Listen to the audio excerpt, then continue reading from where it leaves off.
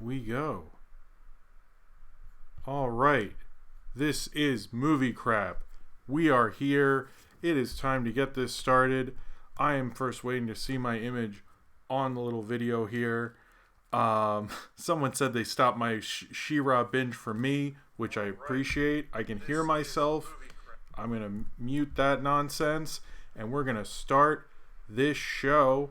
Let me just send out a tweet because we're live. I want people to know that they can come watch the show.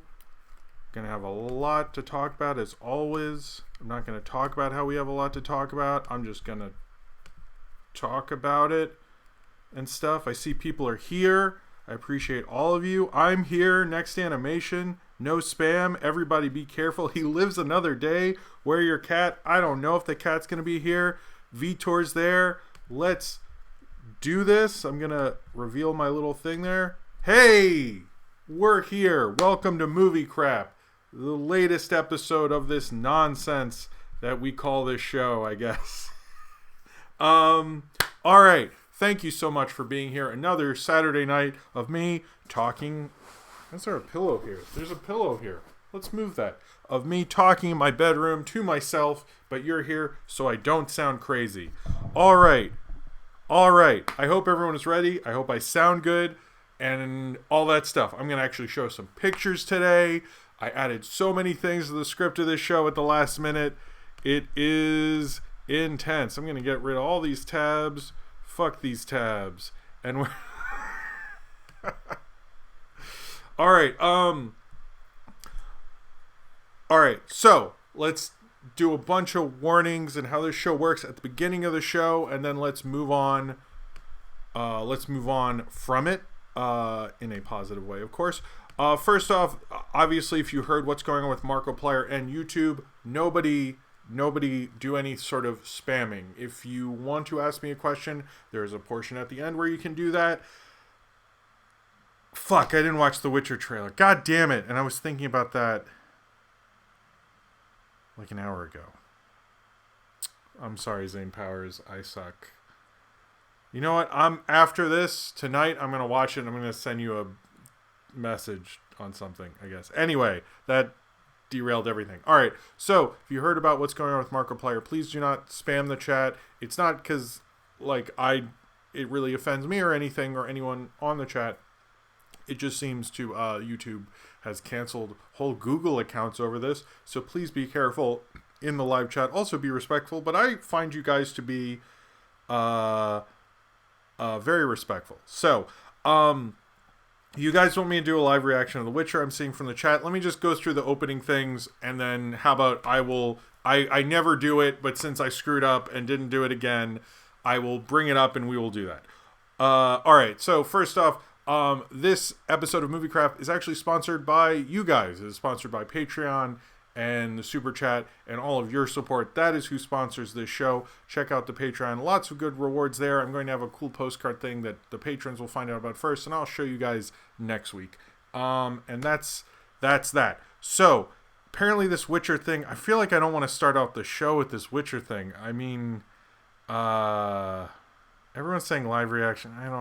How about this? How about we get through a bunch of things and I'll do it at 11. We'll do it at 11. I'll watch the Witcher trailer. I'm going to find it, which I think if I just type in Witcher trailer, hold on, the Witcher trailer. This is the one with Henry Cavill's.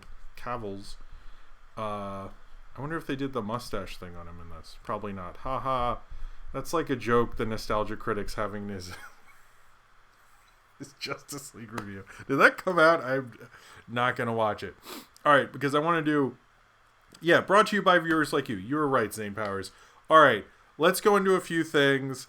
Let's say around 11 o'clock, I'll do the live reaction of The Witcher. Is that cool with everybody? Everyone says it sounds good.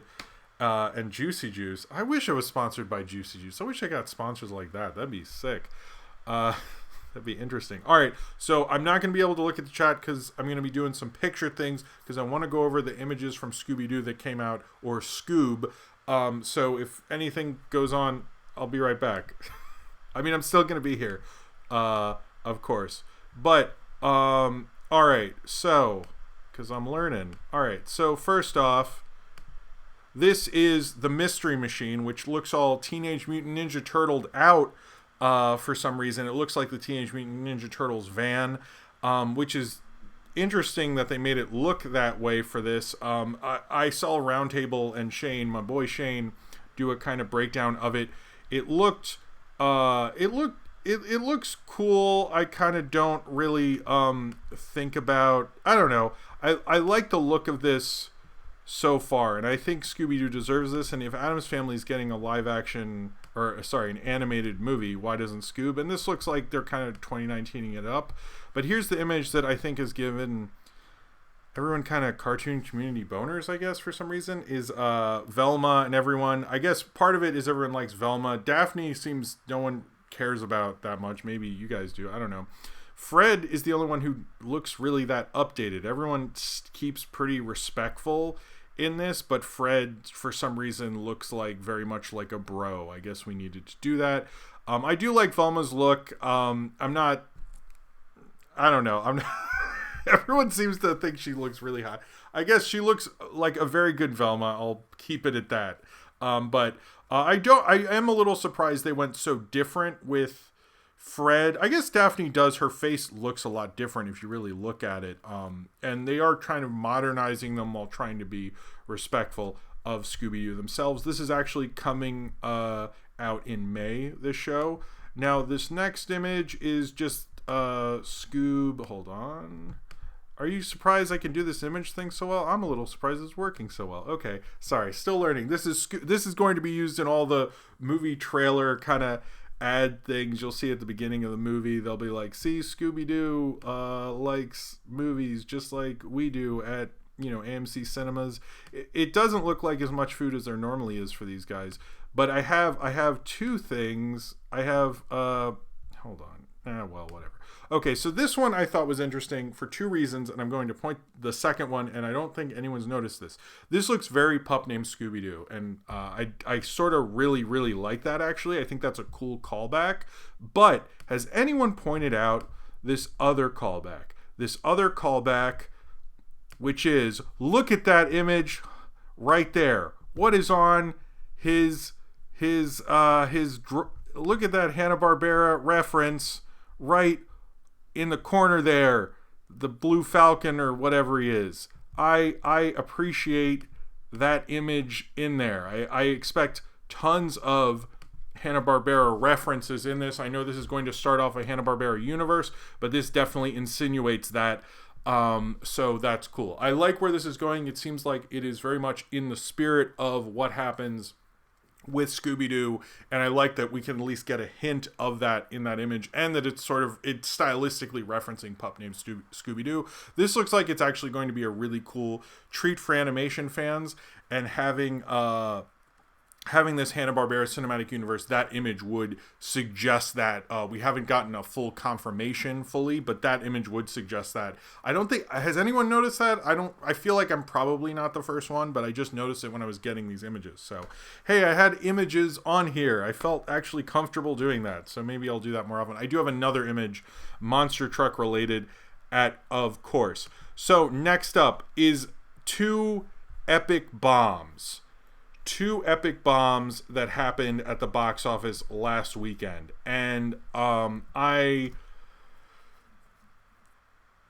guess we sort of knew that was going to happen, particularly with Terminator. No, sorry, not with Terminator Dark Fate. I think everyone sort of knew when Arctic Dogs was coming what it would do. Man, it's so hard to find like records and stuff on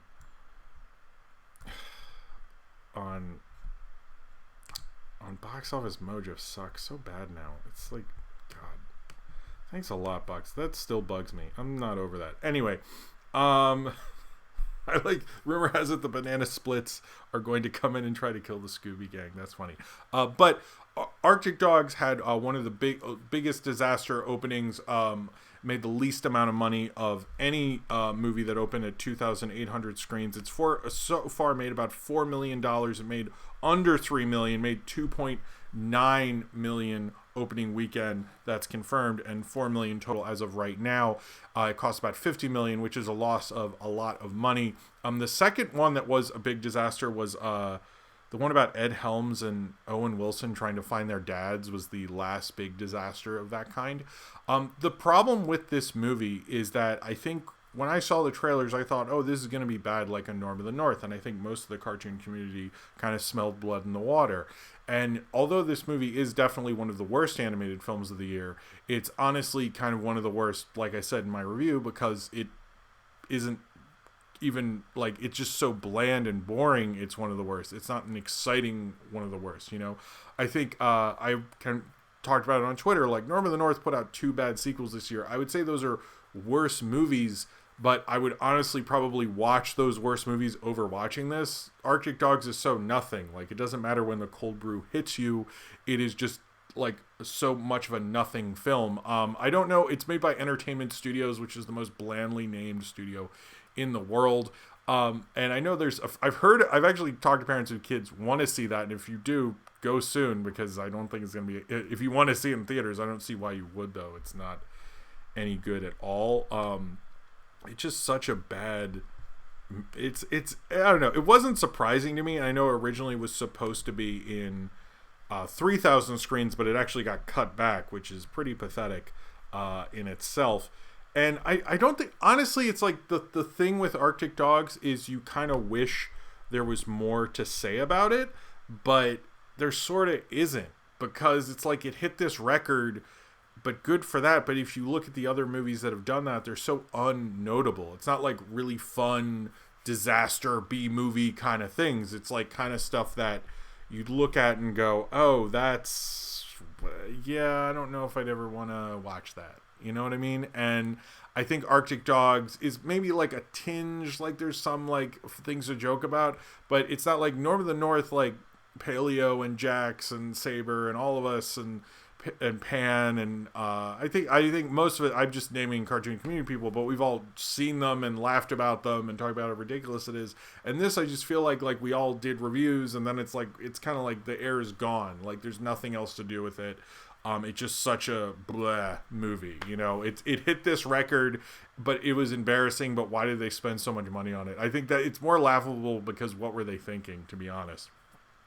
The other big bomb was Terminator Dark Fate, which is sad that a Terminator movie, probably the best, I guess the third best Terminator movie, didn't do well.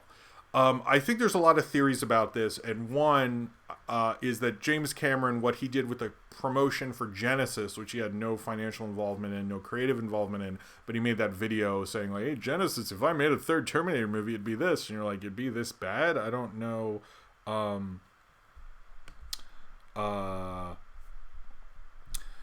don't know. Sorry. Like, I don't know if you like want people to think that, but it seemed like that ad campaign really sort of hurt the new Terminator movie. Hold on, I have a super chat from Connor Johnson, the first super chat. I'm opening up the Red Bull for this one. Hold on. There we go. To you, Connor Johnson, and your question: how would you describe the movie Rock and Rule? I like the movie Rock and Rule. I have seen it. I would like to review it someday. I know it's Nelvana. I think it's Nelvana's movie, I believe. I would describe it as a crazy rock and roll animated musical. That's how I would describe it, and I think it is a good movie, as I recall it. But again, I haven't seen it in a while. I would like to review it someday, maybe in 2020. I think that's one of the plans. But that's how I would describe it: is a rock and roll chaotic animation blip of a thing. I liked when animation studios back in the 80s, you'd get one movie from them and they'd never make anything else. You got this kind of peek into this world of these creative minds. It's not like now where you see them develop and change. In those, you'd go like, oh, what if these people with that director? So that's sort of what I think of rock and roll. But I like rock and roll. It's very cool. Anyway, so back to Terminator Dark Fate. Yes, it was a total... It bombed because it cost like a lot of money. And I think it bombed because people were, you know, it hadn't been that long since Terminator Genesis, and we've had so many bad Terminator sequels, and it just hurt them. But I have two kind of things maybe they should have done. One is this take of Terminator wasn't that much different. It should have been more different than it was, but it's like they keep going back to T2. And I like T2 a lot. But the problem with T2, I'm ready for your fun facts, Niji Kichu. The thing with T2 is that was a different take on the original Terminator when he was bad. But you can't just have the Terminator keep being good. Now, this isn't the Terminator from T2. Arnold's in here, but Arnold isn't... Arnold's in the movie, but he's playing like a third one. He's not playing the one from the first or the second. It's a different one. Whatever. But I kind of think the two takes I would have done is the one I described in the review was Terminators keep coming back to the present, even though they've stopped Skynet because this is post T2. It's like the Halloween 2018 version of Terminator, or Force Awakens version, where they well, not Force Awakens, I guess, because they didn't delete any sequels in that. But I guess Halloween, where they delete all these sequels. Anyway, sorry, I shouldn't look over the chat and then I start reading something.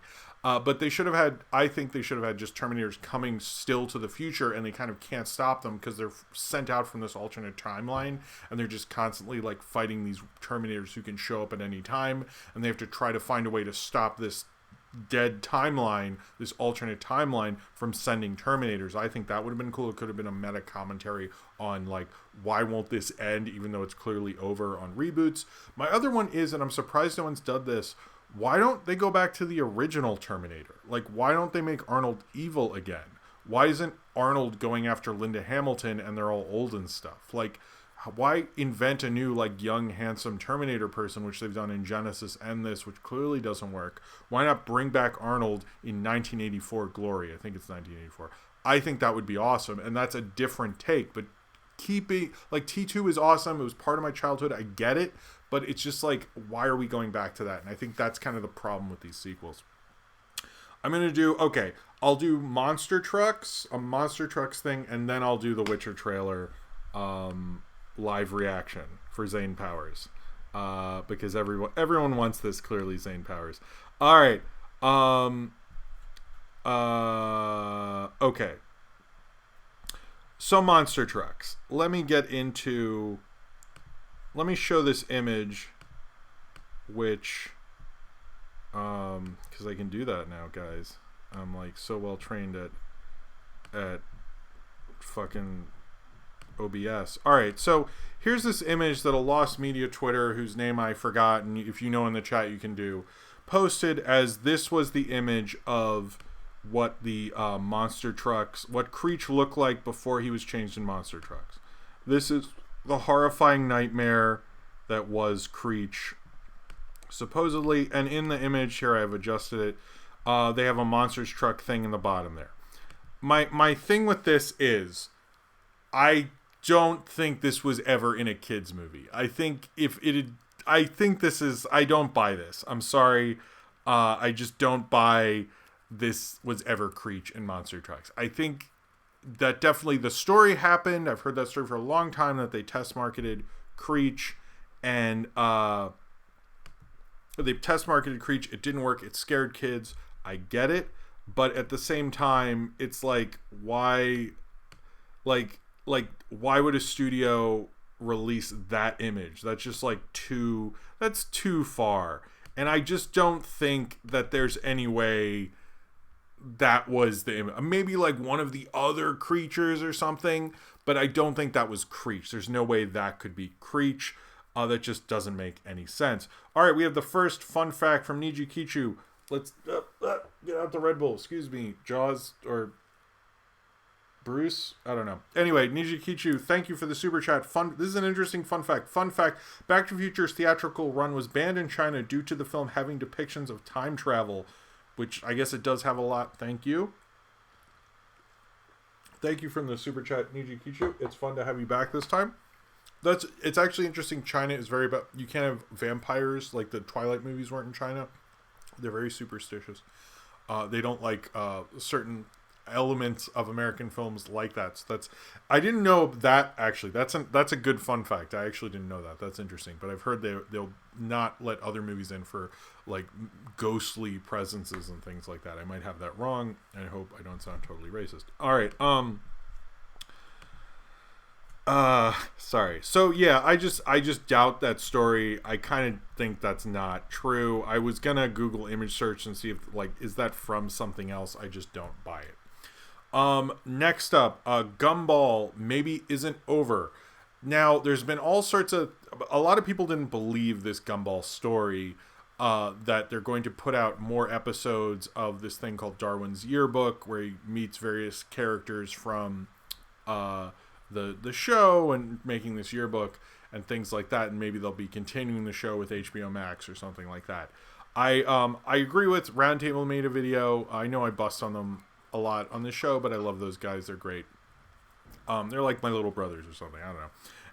But they, I do think it's a little suspect that, that like it's the show is over and like why are they doing this series? This might be like an HBO Max thing, but they're going to make these. It's going to be Darwin making this yearbook thing. I think I've heard people say maybe this is a de facto way to like have the TV movie they were going to do but never happened or something like that. Who knows? But right now it just apparently is going to be Darwin like making this yearbook of various characters. I think to me it sounds like one of the streaming pitches we've heard from this so far. I don't find it to be that great of an idea. Like it's like I think Gumball like that unless you have like someone really cool working on it, but I just don't see I just don't see that happening. But anyway, I just don't see that being, I don't know. I don't think it sounds like great. I just sounds kind of boring to me. So the Kitty Pryde movie from Tim Miller apparently is dead. Supposedly he said that kind of ended because of the Fox deal. If you wondered about that from way ago, they mentioned it. I need to plug in my laptop. Hold on. I am going to talk about The Rocketeer. Someone's mentioning that in the chat. I wanted to clear up one thing. I have not watched Green Eggs and Ham yet. I wasn't. My daughter Sophie wanted to watch The Rocketeer, so we watched that.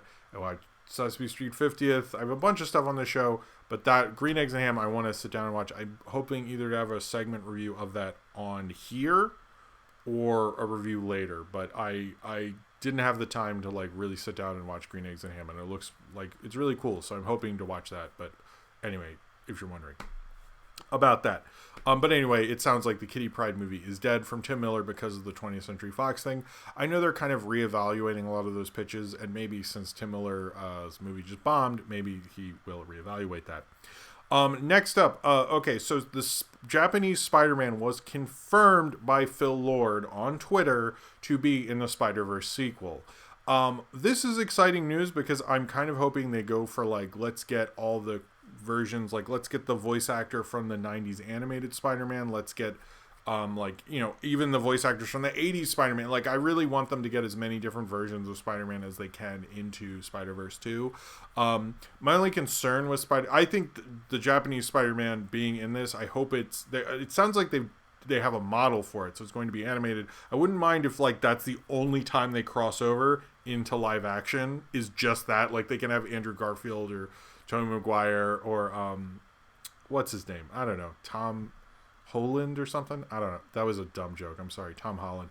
But yeah, like they can be animated, but for some reason that can happen. I think that would be cool. But yes, he's apparently confirmed by Phil Lord to be in the new one. We still don't officially know what the director is. There was the report like from before the movie came out. I feel like that's changed. But we really don't know who creatively is involved other than Phil Lord and Chris Miller is the only people that have been confirmed. However,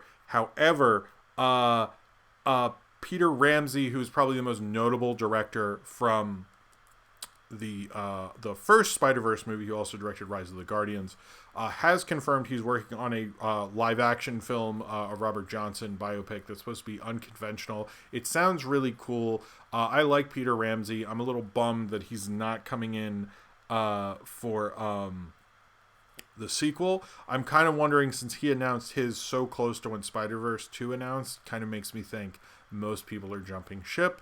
But I would like some of those original directors to come back. But I like Peter Ramsey as a director. He clearly, between, whether you like Rise of the Guardians or not, I think he has a unique style. And I think that would be a Robert Johnson movie needs to happen anyway, but an unconventional one, maybe going into the mythic qualities, because as a bluesman, he's one of the most influential musicians ever. There's only one album, you should listen to it. It's actually really good. That the idea that he sold his soul to the devil to become good at blues music, I think, or good at guitar, I think would be that he's somebody who could really use that mythic quality, because he's such a mythic guy, because there's some little known about Robert Johnson, and I think Peter Ramsey would be great for that. I would like to see him come back to animation, but anything for him as a director, because both Rise of the Guardians and Spider-Verse are so different and unique. He adds that unique flavor to animation, and I don't want to lose him to live action, but this sounds like Curious, and I hope it works out for him. I hope it gets made and everything, but it sounds really cool. So let's do two things about Soul. I have heard that Pixar's Kid Bull... Oh, hold on. Ruffy Mutt has done a super chat. Ain't it ironic that Arctic Dogs is slowly gaining buzz on social media ever since its record-breaking worst opening was announced? That is true. A Red Bull to you. Thank you very much, Ruffle Mutt. Sorry. Thank you for showing up and everything. I will talk on that, I guess, for a second. I agree with that, yes, because I was always going to review Arctic Dogs. I just, timing-wise, it didn't have a Thursday preview in New York when I looked, so I didn't see it then. And so my review pretty much came out when it was always supposed to come out, but I do think, I don't think Pan would have done it.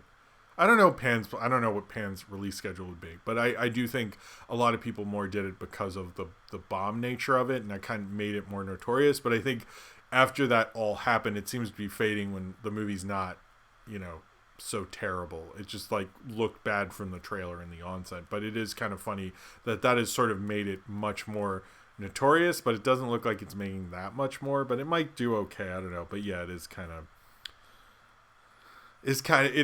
interesting. That's kind of typical. All right, so let's go on to the Soul trailer, or teaser trailer, came out this week. The Soul teaser trailer has a lot of John Batista music. There's a lot of controversy just from this teaser trailer, but one of them is that how could Trent Reznor be doing music for a movie about jazz? To my understanding, we've heard none of the Trent Reznor Atticus Ross score. And we've heard that John Batista, who does the music for Stephen Colbert and is a jazz musician, did all the jazz music for this. So if anyone's telling you that that's Trent Reznor, they're missing part of the story. It sounds like the jazz part is John Batista. Trent Reznor, who said my other story was he actually said he found it an interesting challenge to do something different like this that he wouldn't be considered for. Ryan, you didn't talk to... How could you not talk to John Cleese about Arctic Dogs? He did definitely the best performance in that movie. I'm actually not joking, so I wish you almost had. So the Soul trailer came out, or teaser trailer, but yes, Trent Reznor found it to be an interesting challenge, but to my understanding, we've not heard any of that music.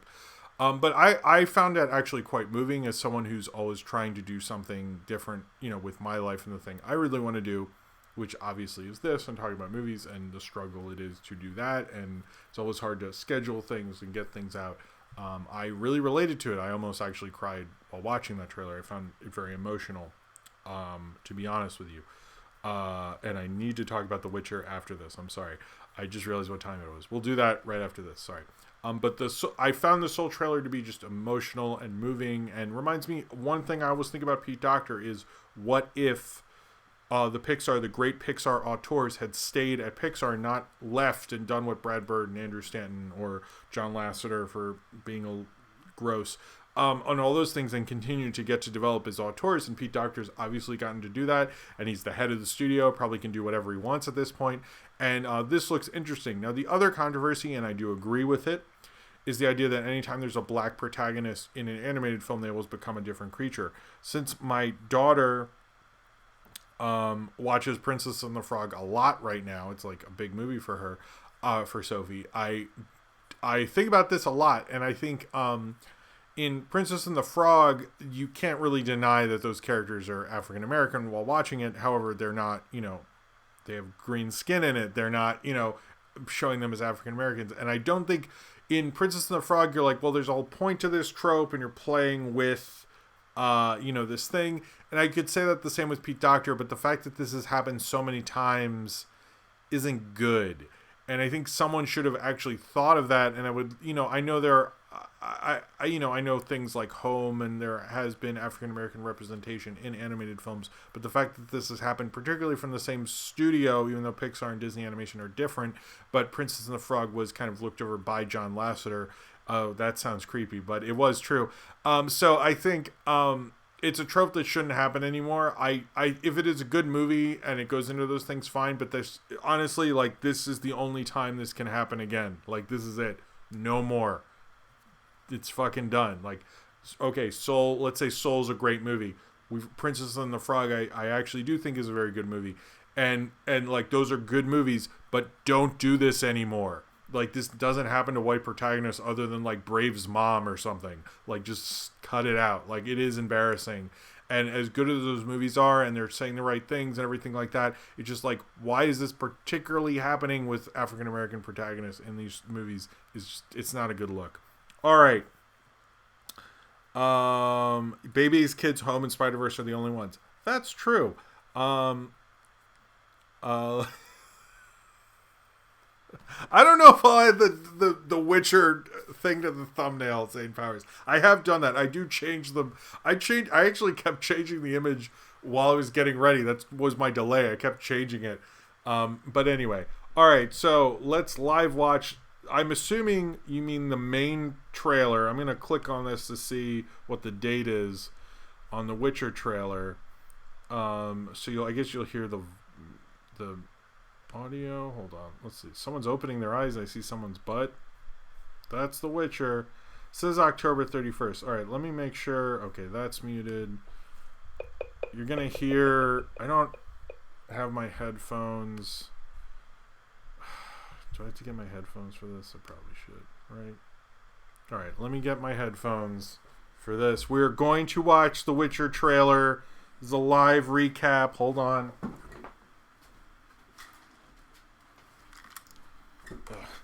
Oh, someone in the chat is bringing up Spies in the Skies, which that is a good point, actually. That is a very good point.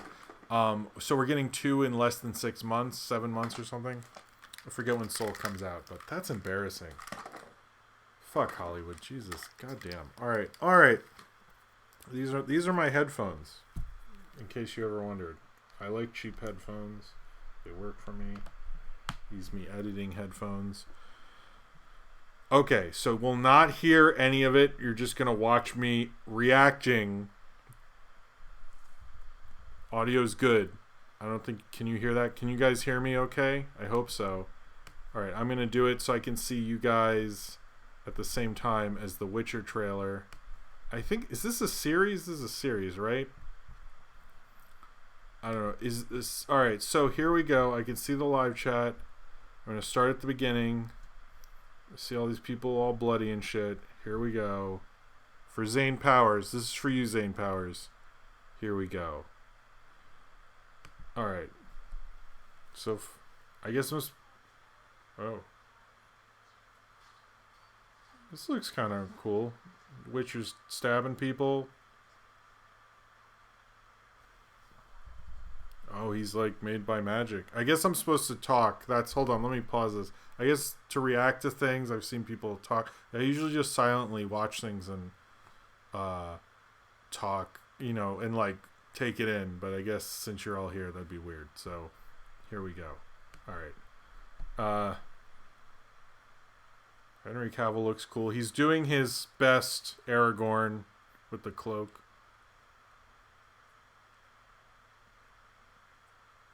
All these people are having sex in the background. The Witcher... Oh, he has weird eyes. I'm going to be honest, this looks pretty cool. Like if Game of Thrones was directed by people who knew what they were doing or something. So this is a game originally? And he's like the thing...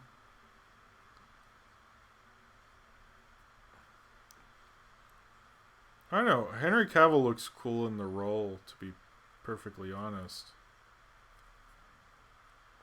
Hmm. Okay. Other characters.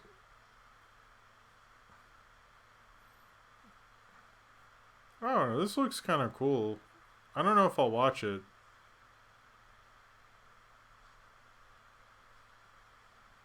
Oh, it was a book. It was a book? I thought it was a video game. Was it a video game too or something? Man, I know so little about this.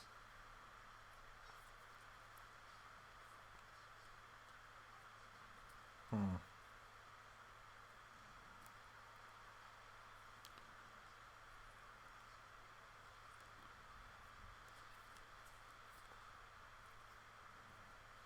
Oh, now he's Black Eyes or something?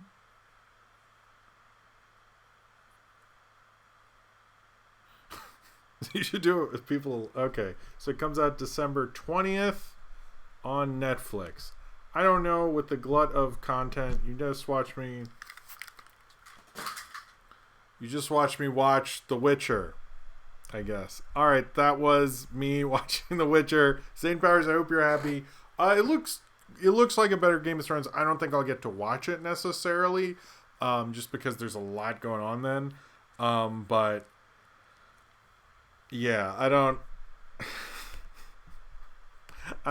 know about that show. It looks all right. I guess that's kind of my take on it. It looks all right. But Zane Powers, good on you for getting me to do this. Congratulations. Now we have a super chat from Niji Kichu. Sorry. Fun fact: Master Shatter Master. Let me. Hold on. I have water too, and let me. All right. Fun fact: Master Shredder was invented when the creator was doing dishes, wore two cheese graters on his wrist, and then started doing kung fu moves. That is an awesome origin. Oh my god. Oh, and a Red Bull to you, Niji Kichu. Thank you for the super chat. You definitely make the show more fun. Like Untitled Project says, fun fact, I also do that. That's funny. I like that. There needs to be a movie about creating the Ninja Turtles, because you know what the funny thing about that is, it was literally like a joke. Like, it was making fun of Frank Miller's Daredevil and the X-Men and things like that. And I don't think people actually understand that now. So it'd be like an awesome movie to make about how they were like, holy crap, now we're like really, really rich millionaires off of our joke comic that was like no one thought would, they thought we'll make a few or something. I don't know. And that their studio was called Mirage because it didn't exist. Genius. Anyway, that would actually be a cool movie. Netflix or a streaming service, since we're making a million contents or whatever. Okay, so next up, this is an interesting story in the streaming wars. So when Disney Plus comes out, I believe it's Tuesday, apparently to get the rights to Force Awakens specifically and other Star Wars movies back on Disney Plus, Disney had to make a deal with Starz and has to have an ad for Starz right as you log in to the Disney streaming service on the web page. This is for real. And they will let certain Starz advertising, which they've banned Netflix from their TV channels like ABC and sporting events, but they're going to let Starz under the deal they made to get the rights to Force Awakens back, because obviously they were making like hundreds of millions of dollars a year off of licensing their movies to other places, which now they won't. They're going to be losing money for the next couple of years launching the streaming service that's supposedly going to make billions of dollars. We'll see. But yeah, they had to make that deal. So if you see a Starz ad as you sign up for Disney Plus, it's so they could get Force Awakens back. So this next story is kind of one of the more interesting ones to happen this week.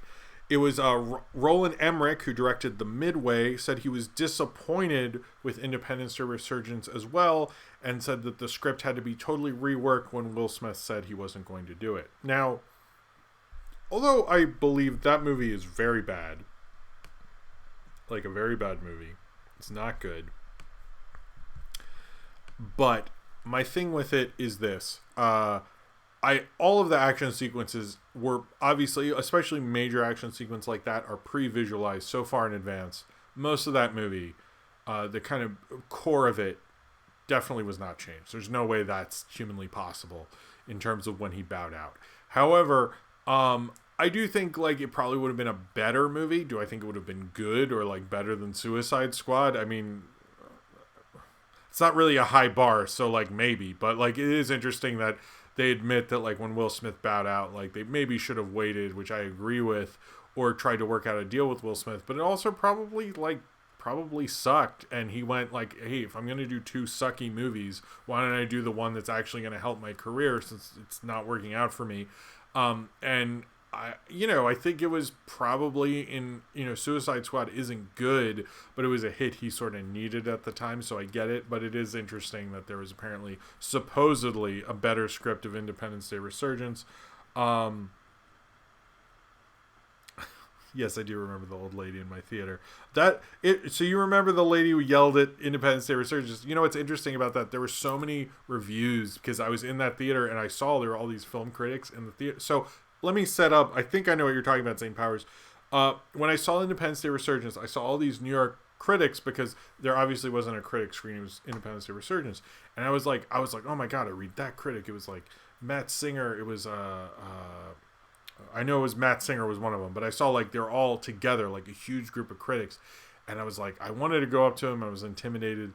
The only thing I did is like after the movie was over, I like stood by the water fountain for a long time just to sort of eavesdrop a little bit. That was as much as I did because I was too shy. But anyway, just to hear them go, that movie sucked. But so anyway, at the end of the movie, they say we're gonna go kick some intergalactic ass because the third Independence Day was the humans were gonna go to their planet and attack them, which to be honest, was a good concept. But they say we're gonna go kick some intergalactic ass, and this lady literally stood up and go kick some intergalactic ass. What the fuck? And she like went on this huge rant and like started yelling at the movie, and her rant ended up in so many different reviews of Independence Day Resurgence. Like she arguably had the review with the most pertinence because I read it in like so many different websites. This lady's review of yelling at the screen, because there are like all these people, like it's in my review of Independence Day Resurgence. It's just funny. Anyway, I think that's what you're talking about, Zane Powers. I'm not sure, but it was a weird, interesting screening. I've been to other screenings where critics will mention things that happen at the screening I'm at, but I don't actually. It's only been a couple times I've been at a screening with a critic who gets paid professionally, and but that was an interesting time. I think that's what you're talking about. I hope. I'm not sure. Zane Powers, you are. What is up with you today? Anyway, all right. So, Quentin Tarantino answered the question, what happened to Rick Dalton's career after Once Upon a Time in Hollywood? A lot of people think he became a major star after that. Some people think he became a minor star. Quentin Tarantino doesn't think that. Thinks he probably went through, basically became what most of stars of his ilk became, and was kind of just like the chief of police in 80s cop shows, like most of those guys were, and it really didn't advance. He was just kind of friends with Roman Polanski. I think he probably would have had a small role and like done a little better, to be honest with you, but that was, Tarantino did like write it, so I guess I can't argue with him. But that is sort of interesting that he kind of looks at it as like this was a cap on a period of a night, but his career still did what it was going to do, and there wasn't anything he could do to stop that. He was still going to move away from that neighborhood. Things were going to change. Yeah, so that's interesting. So now we're going to talk about two things that I'm a lot of things I'm interested in. Anyway, so the James Dean thing. I don't know. So basically, there's this movie called Finding Jack. It is about 10,000 army dogs that were missing and kind of abandoned after the Vietnam War. Which, to be honest, that as a movie pitch, that is an awful thing that happened, by the way. As a movie pitch, that's interesting. That's a good concept.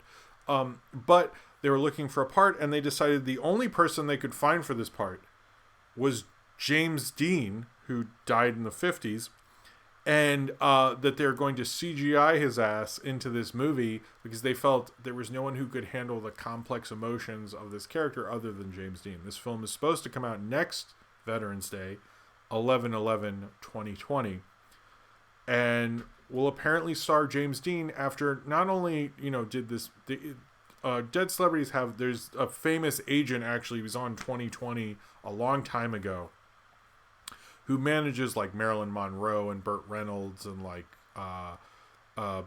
Christopher Reeves and all these dead celebrities, and he makes a lot of money doing it. And if you ever see like a dead celebrity on an ad somewhere, that guy probably has something to do with it. Yeah, he basically said like this is a big profitable time for dead celebrities because we could put them, CGI them into movies and so forth, and get the permission from the estates, which they did with James Dean. Although it's argued that these people who signed off probably never even knew James Dean, or if they did, they were like little kids, because like even the baby boomers were being born around the time when James Dean died. So that's how long ago James Dean dying was.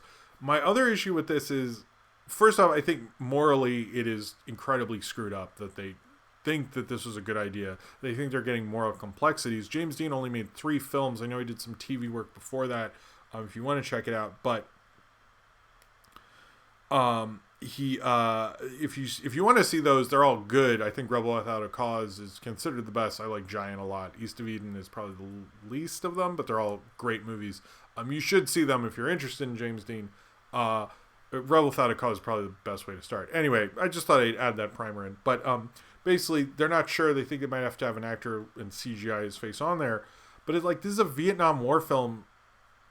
What does James Dean have to do with fucking Vietnam? Like, that just doesn't make any sense. Like, a lot of people were bringing up, like, if this film had something to do with James Dean or had some old footage that had some context, much like what they did with Marlon Brando in Superman Returns, which makes sense since that's a Superman movie. And, that was leftover footage that worked into context. But this is like, how are they going to use his voice? How are they going to use it? There's questions of credit with this CG and things. Will anyone see this? A lot of actors are really not happy about this. And I know actors like Robin Williams, when he died, put a moratorium of 25 years on his image. Like, no one can use it for anything for 25 years in his will. Which 25 years after his death, I'm sure you're going to see a lot of products and crap of Robin Williams. So cool. But it's something that actors are going to have to consider, and I'm sure their estates will even try to fight wills and break those things up because they know there can be money can be made. I don't know if James Dean, like, the thing with James Dean is he is one of those iconic actors of Hollywood. Like, when you think of iconic like movie stars, he's one of them. I know he's a name, but like, I don't know if like, this just sounds so creepy to me, because it's like one thing if like we had this old footage of this film and there's like this cameo and like, we could cut it in a way like that's James Dean, but this is like not like James Dean, and you're like making him do this part from Beyond the Grave is disgusting and creepy. And like, the thing that I hate about this is we're all gonna have to like review it, and I kind of don't want to, and I kind of hate that they're doing this, and I hate that this guy who's like made clearly like this is one of his end games. I know he's very for the hologram thing, but I just like, guys, like when they mentioned that they couldn't find any other actor for this role, to me that just sounds like there's a behind the scenes. I would love to read an article about how they came to this decision, and I honestly think that manager guy was probably behind it. I have no evidence to that, and I'm not, I guess, allegedly or whatever I was supposed to say, but it just doesn't sound like something organically you go like, hey, you know what we could do? Let's CGI one of Hollywood's most classic actors of all time into our fucking movie. Like, that's not something anyone thinks. Like to me, it's like, is there some point you're trying to make? Because when Marlon Brando was brought, his stuff was used in Superman Returns, there was like a point to it because they're referencing those other Superman movies. But like, in this, it's like, there's no point to it. Like, there's no context. Like, you just went, I don't know, James Dean. Like, that's stupid. Like, there needs to be some, I question what you're doing I question everything this director is doing and all their choices because it aesthetically makes absolutely no sense.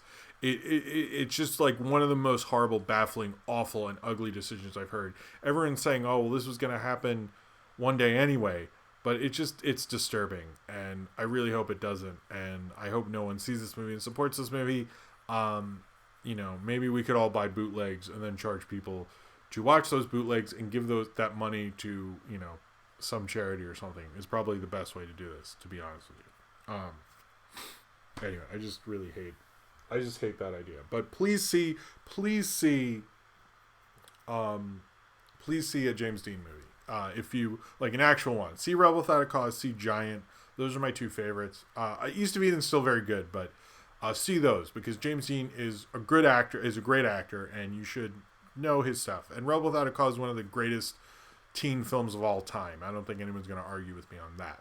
So check out a James Dean movie. Let me drink some water. Zane Powers, you're right. It is like Duke's invention. That was a good callback. Sorry, that was a bit of a rant. All right, so the Invisible Man trailer came out this week, and so let me set the stage on the Invisible Man trailer exactly, because here's what we knew. We knew Blumhouse was going to be doing an Invisible Man movie. We knew that Elizabeth Moss was in it. I didn't actually know the date, which is February 28th, 2020, which is coming up. But I didn't know what the take was. I was just like, I don't know. I've heard it was different. I heard Elizabeth Moss was in it. That was about it. And then I saw this trailer, and I was really blown away because I thought the take was actually really good. That apparently she breaks up with this abusive boyfriend and then moves on, and she feels like he is sort of seeing her or stalking her. She has this weird feeling.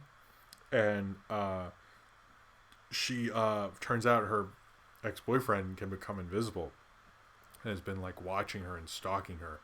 That's so creepy and unnerving, and I really love that idea for the Invisible Man. I love what Blumhouse does. Not everyone is amazing, but I generally like them. But I think that's a really good take. I really like the idea for Invisible Man.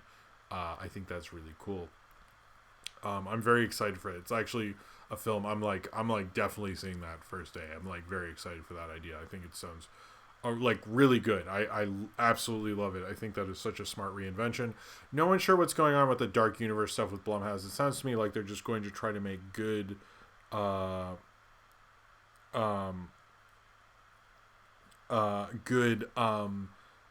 movies. They're really good at making conceptual horror films. Niji Kiju keeps teasing these fun facts, and I'm very curious about it. But they're very good at making good conceptual horror films, and I think he has Jason Blum has good taste for that, and I think him taking over the Dark Universe might be good because those classic horror films, the reason they're so good is they're good movies, they're good stories, and this to me looks like a good story, and it's actually probably a better way to go about these classic Universal monster films than anything else. So I'm very excited for that trailer. Let's go to a Niji Kichu fun fact. Thank you for the fun fact, Niji Kichu. Fun fact, Tim Curry, being a huge Scooby-Doo fan, was offered the role of the villain in the first movie, but backed out when he found out Scrappy was in it. Then he's a true fan. That's funny. Thank you very much for the super chat, Niji Kichu. I took a big glib there. Alright, that was probably gross. I'm sorry. So, a couple people I've seen so the Dark Universe thing, people keep bringing it up. To my understanding, that's not coming. That's over. They had that embarrassing image. It doesn't sound, there's no word on that. They really haven't made a comment, but to me, it doesn't sound like, I don't want them to do a split, a cheap version of it. I just don't really want, the original team up for the original Dark Universe, or whatever you want to call it, was Abbott and Costello meet Frankenstein. So it's if they're going to do something like that, I know Paul Feig's doing a thing like that. Apparently it might be something like that, but sounds like Blumhouse just not really commented on it. It kind of sounds like they might not even do it. They might just have told the Suits we're going to do it, but they're like, why don't we just make some cheapo good horror movies and leave it at that. So anyways, I've seen a lot of people want me to talk about Scream 5, and this is the time I'm going to talk about it.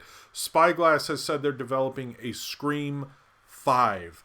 This is obviously not going to have the involvement of Wes Craven. but it's also not going to have the involvement of the original screenwriter Kevin Williamson, and no word on Nev Campbell at all. Supposedly this will be a whole new take. I know they have the TV series, which I didn't watch and know like literally nothing about, but I really would like to hear who's involved or like what the take is or something like that. But here's my thing about Scream 5 is like, unless you're going to make a statement on like torture porn, which is already over, and not a trend in horror, or like say something about horror, I just don't like see it. Like, it's like, what are you doing with Scream 5? Like, a lot of people said, well, horror's changed. I'm like, I don't know if horror has changed enough. Like, if you could do things like with the found footage or things like that, but Scream 4 wasn't honestly that great. I like barely remember Scream 4. So I don't really find this to be necessary. And to be honest, like, it's one of those franchises that's very much the same writer and same director. So I just don't think about that. I just don't think that is gonna work. It sounds like a really bad idea. A lot of people brought up is I keep seeing is Blumhouse, not Universal. Blumhouse is under Universal, but it's a separate subsidiary basically. But it's not main Universal, and they're not doing $100 million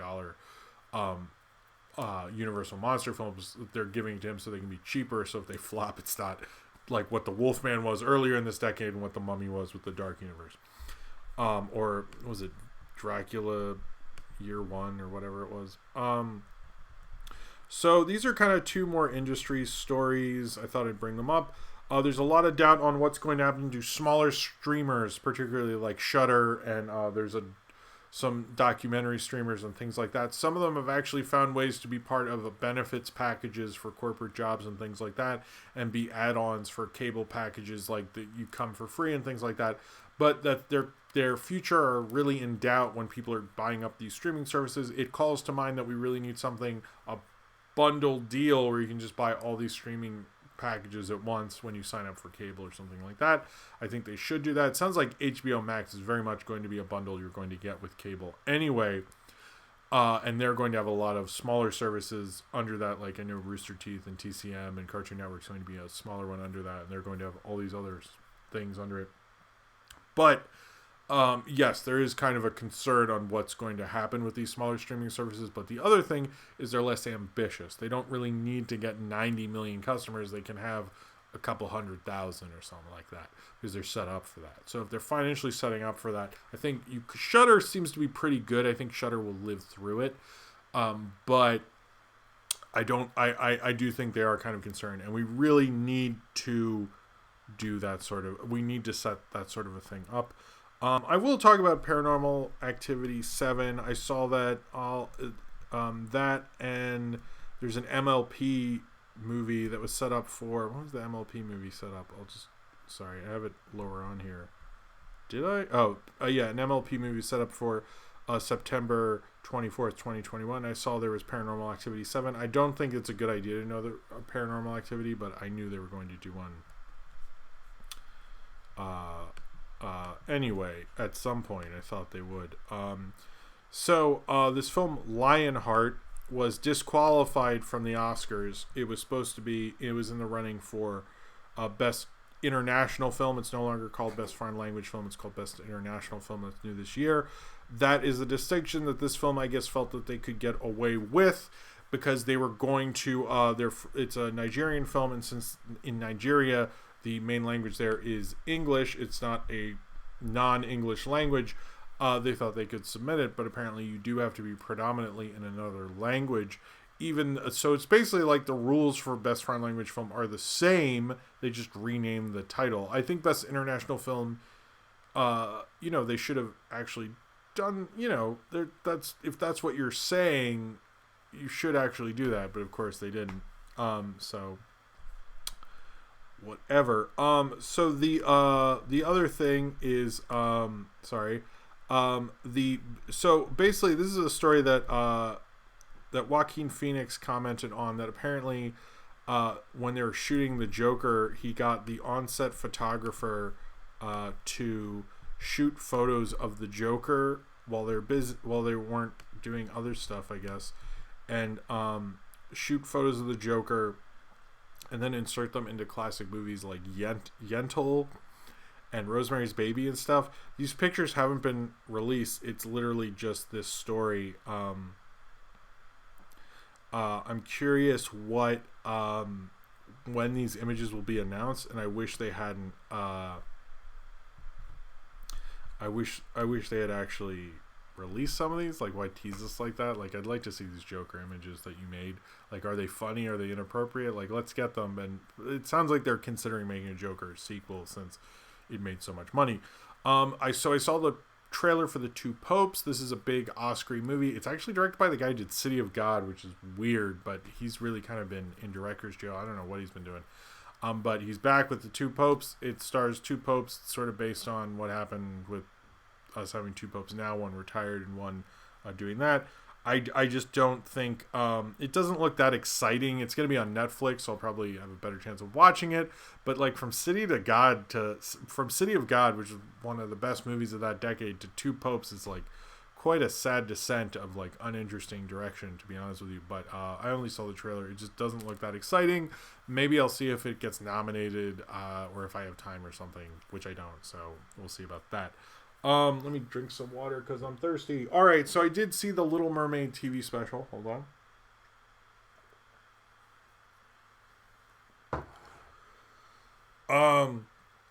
I did see the Little Mermaid TV special. It was something that I wanted to watch with Sophie because she loves like singing and kind of live performances and stuff. So I thought it would be fun. And it was fun for her. I don't think it was fun for me, really. Well, it was fun watching her enjoy it. And I let her stay up late, and she was very tired by the end. But it was a weird special because it kept cutting to the animated film and then cutting to these live performances on a stage, and you see this audience watch the animated film, and the story of the animated film didn't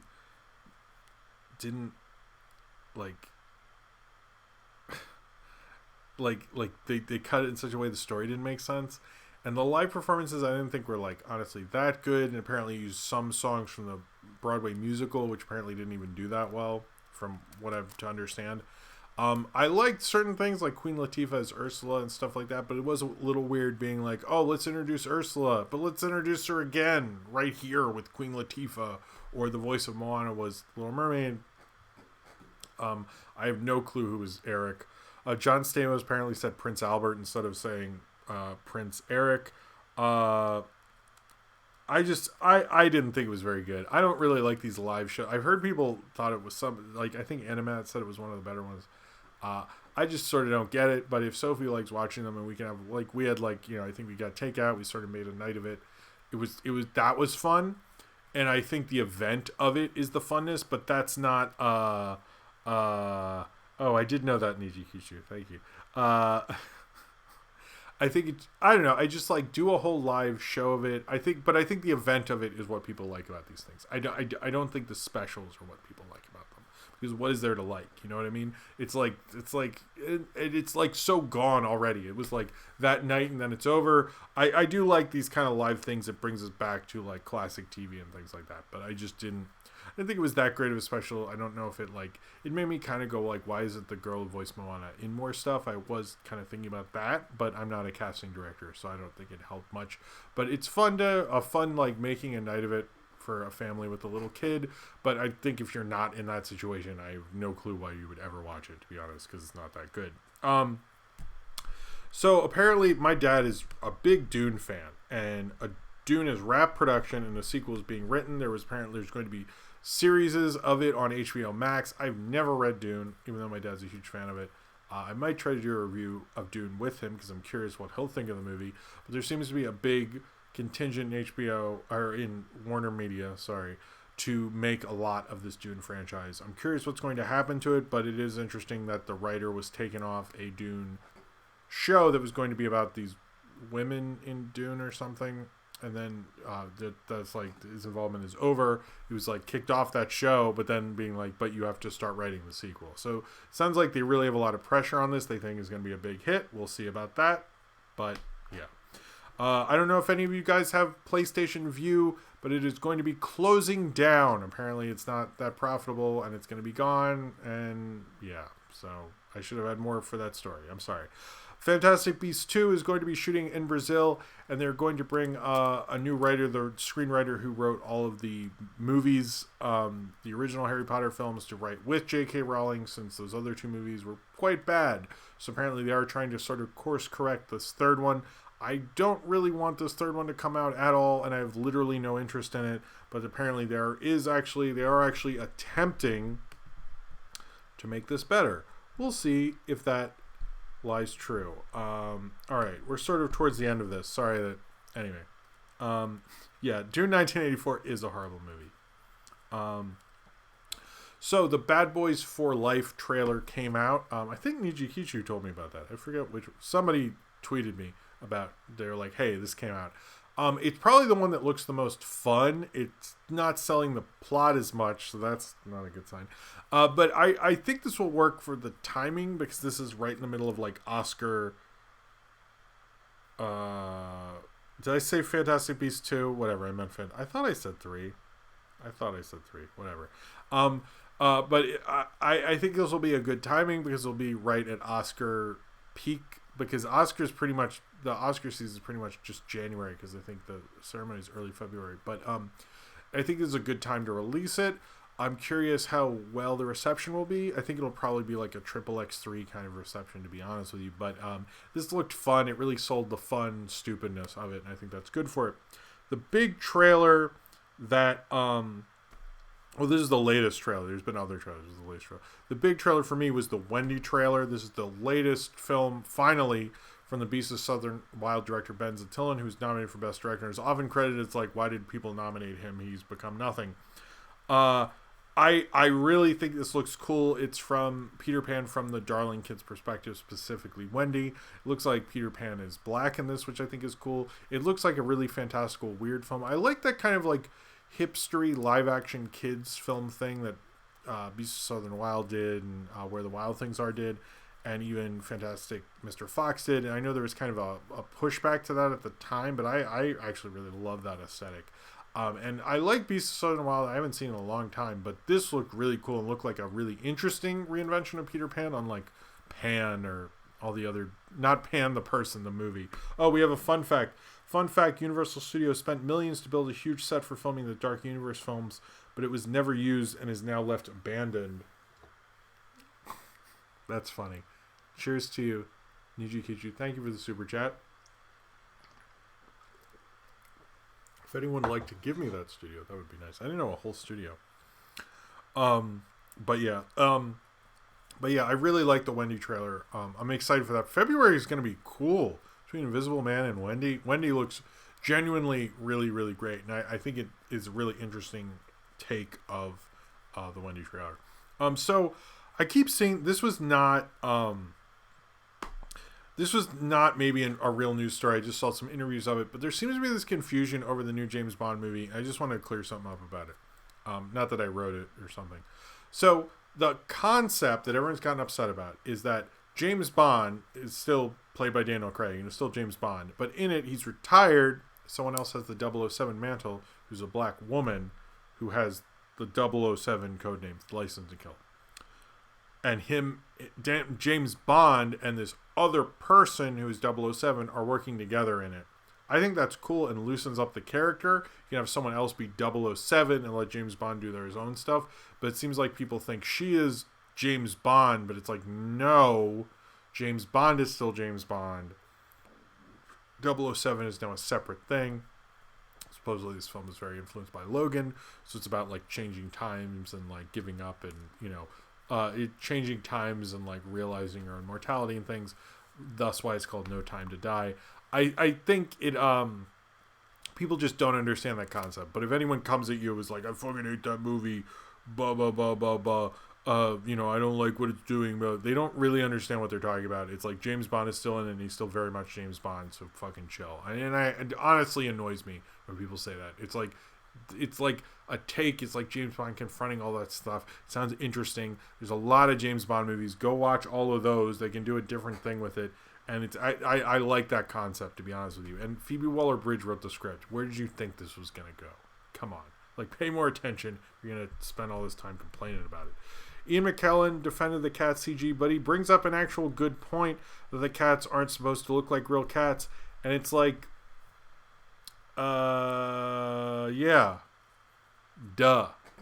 I mean, have you seen the stage production before? I just think, I don't know. I think that's very obvious. It's a good point, though. I'm glad he brought it up, because when he said it, I'm like, oh, yeah, they don't look, it's not the point. I'm glad they stuck to that. Niju Kichu, thank you for the fun facts tonight. I'm going to take another Red Bull because I'm a little tired, but thank you, as always, for all your super chats and your support. And the fun facts are always a lot of fun. Sorry. All right, let's get through these, and then 2 reviews, and then questions, and all this stuff. A lot of smaller stories today. So Robert Downey Jr. has been submitted for Best Supporting Actor. Anyway, they've submitted a ton of people, like almost everyone who is in the movie. There's people saying, like, why didn't you submit this person also, who would never get nominated in a million years? Who cares? But they submitted him anyway. I don't think Endgame's Oscar chances have sort of been deflated because there's so many Oscar movies this year. It's just, I don't think it's going to really happen beyond like visual effects. Even Best Picture, I think, is not really going to happen. But they have officially submitted him, so I don't think he's going to campaign for it. I don't think it's going to happen. But despite him saying they weren't going to do it, I think they probably should have done it for Iron Man. Although specifically, it sounds like he didn't reference a specific movie when he said they wanted to do that before for him and launch a huge campaign. And he said no, but it sounds like they're just going to, when they send those sheets out, like, here's who to nominate, and it's a long sheet of people, it doesn't sound like he's actually doing Q&As and stuff like that. 2 Star Wars things. One is Star Wars is going to be going on hiatus after Rise of the Skywalker, most likely because of what happened with Benioff and Weiss going off there, and they didn't really have another Star Wars project in line next. Everything's sort of in development and like slowly coming along. We'll see what happens with that, but I know Feige's still attached. There's some doubt on Rian Johnson's thing. I know that's like such a cliche of a live stream, say maybe it won't happen. The only thing I think might not happen about it is that Rian Johnson, if Knives Out does well, might want to just do original films. But I think since Last Jedi has been very profitable for Disney, despite people complaining about it. It gets talked about all the time. It gets apparently watched. It's very successful in streaming and on demand and things like that. And maybe not as successful as Force Awakens, but did anyone, like, Empire wasn't as successful as the original. The second one's always the least successful of the trilogy, so that makes sense. And no one liked Empire for a while too. So it just, to me, I think there's a high chance they'll bring it back. I do think, like, them having a break like this, if Kathleen Kennedy were ever to leave, now is probably the time. I know it's a cliche to be on a movie streaming news show and talk about Kathleen Kennedy leaving. I don't think she should leave, to be honest with you. And if you read up on Star Wars movies, their productions, you often see that they always have problems. I think the only 2 I've heard the least amount of problems with is Episode 2 and Episode 3. So it's just something that always happens. And, yeah, they're always difficult. But I do think that... it's going to be interesting. We are still getting the Obi-Wan show and the Mandalorian and maybe another show. And hey, I wouldn't mind detours if we're having a break. But we'll see what's going to happen. I think Feige's might even go before Rian Johnson's, but right now the only ones in development are Rian Johnson's supposed trilogy, whatever that is. We just don't know. And then whatever Kevin Feige's doing. The other thing was, we sort of knew this, but Carrie Fisher's brother was talking about how Carrie Fisher was supposed to be kind of the focus of the third one and be the big send-off, her with a lightsaber. We already sort of knew that, but it's just reminding you how it sucks that Carrie Fisher is dead. I might go to the bathroom before we do more the segments. Man, we are running. I know I talk about running late, but this is running late. Sorry about that. There is a How to Train Your Dragon exhibit. It opened in LA. It looks really cool. I just thought I'd mention it. If you live anywhere near LA or California, or you hear about the How to Train Your Dragon exhibit, which has a lot of concept art and things like that, go check it out. It looks really cool. It's not coming to New York anytime soon, to my understanding. Hulu is going to apparently become the exclusive home to FX shows starting in March 2020. That's to be expected. It sounds like Hulu is going to be fully become like the Touchstone Pictures of the new era. Everything that's more adult. I know they decided like, hey, Family Guy's going here, Simpsons is going here, so forth. It's going to be interesting where they put certain properties, but that's what's going on. I'm curious what they're going to do with Little Miss Sunshine. Where would that go? You know? Anyway, I think they'll do it on a case-by-case basis, but you'll see some things go to Hulu, some things go to Disney+. Obviously, doing that deal where you get both, which might be a good idea if you want all of the Fox and Disney libraries. She-Hulk has announced a new head writer, Jessica Gaio, who wrote the Pickle Rick episode of Rick and Morty. I'm excited for the She-Hulk show. Sounds cool. We have no clue what's happening and who is going to be attached to it. And I'm going to skip a bunch of crap. I don't know. All right. I'm going to talk about... You know what? I'm going to go to the bathroom. Then we're going to talk about Felix the Cat, The Rocketeer, and Infinity Train, and the 50th celebration of Sesame Street Review are all coming up. I will be right back, and then we'll do questions. I'm sorry this one is running so long. I will see you back shortly. Everyone go to the bathroom real quick. And yeah, I'll be right back. Whoa.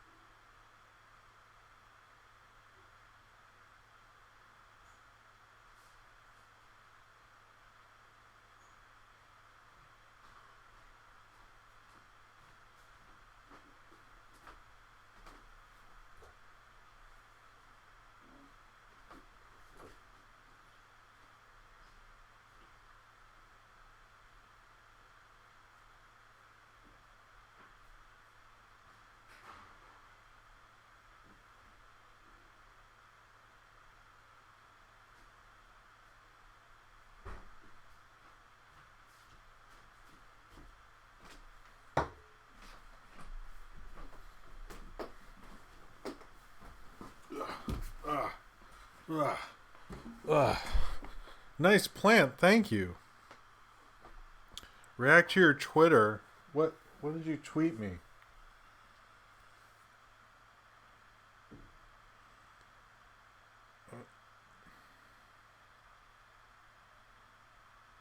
No, someone's tweeted me that the thing is real. Hold on.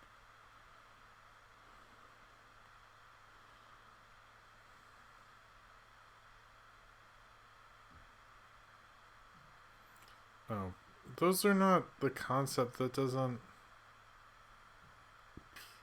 I still don't think that Creech thing is real. That seems... Anyway, what Twitter thing? Oh, you're trying to start a new channel. Okay, maybe I didn't... Did you DM me or something? I didn't see that. Anyway. Alright, let's move on. Sorry. Like talking. Let's have some water. I like Niji Kichu's everyone mandatory bathroom break now. That's funny. All right. So, the Sesame Street 50th anniversary celebration aired on HBO tonight. It aired on HBO tonight. It's going to air on PBS next week. The 50th anniversary is tomorrow, the 11th. It was a good special. I really enjoyed it. I was surprised how many of the bits. I was like thinking like the show's been on for 50 years. I can't know all of the bits and all the things that are memorable, other than the song that Big Bird sings where he kind of like pronounces says the alphabet like it's one word. I'd never heard that for some reason, but everything else I knew from being a kid or having a kid now who watches it. I watched it with Sophie. It was a fun special. I like Nile Rodgers singing "These Are the People in My Neighborhood." That was one of the highlights. There is a surprise cameo, and I don't want to spoil it, but it actually took my breath away and was probably one of my favorite moments in the special. But it was a good way to bring it all home, I think, in the moment it did that. But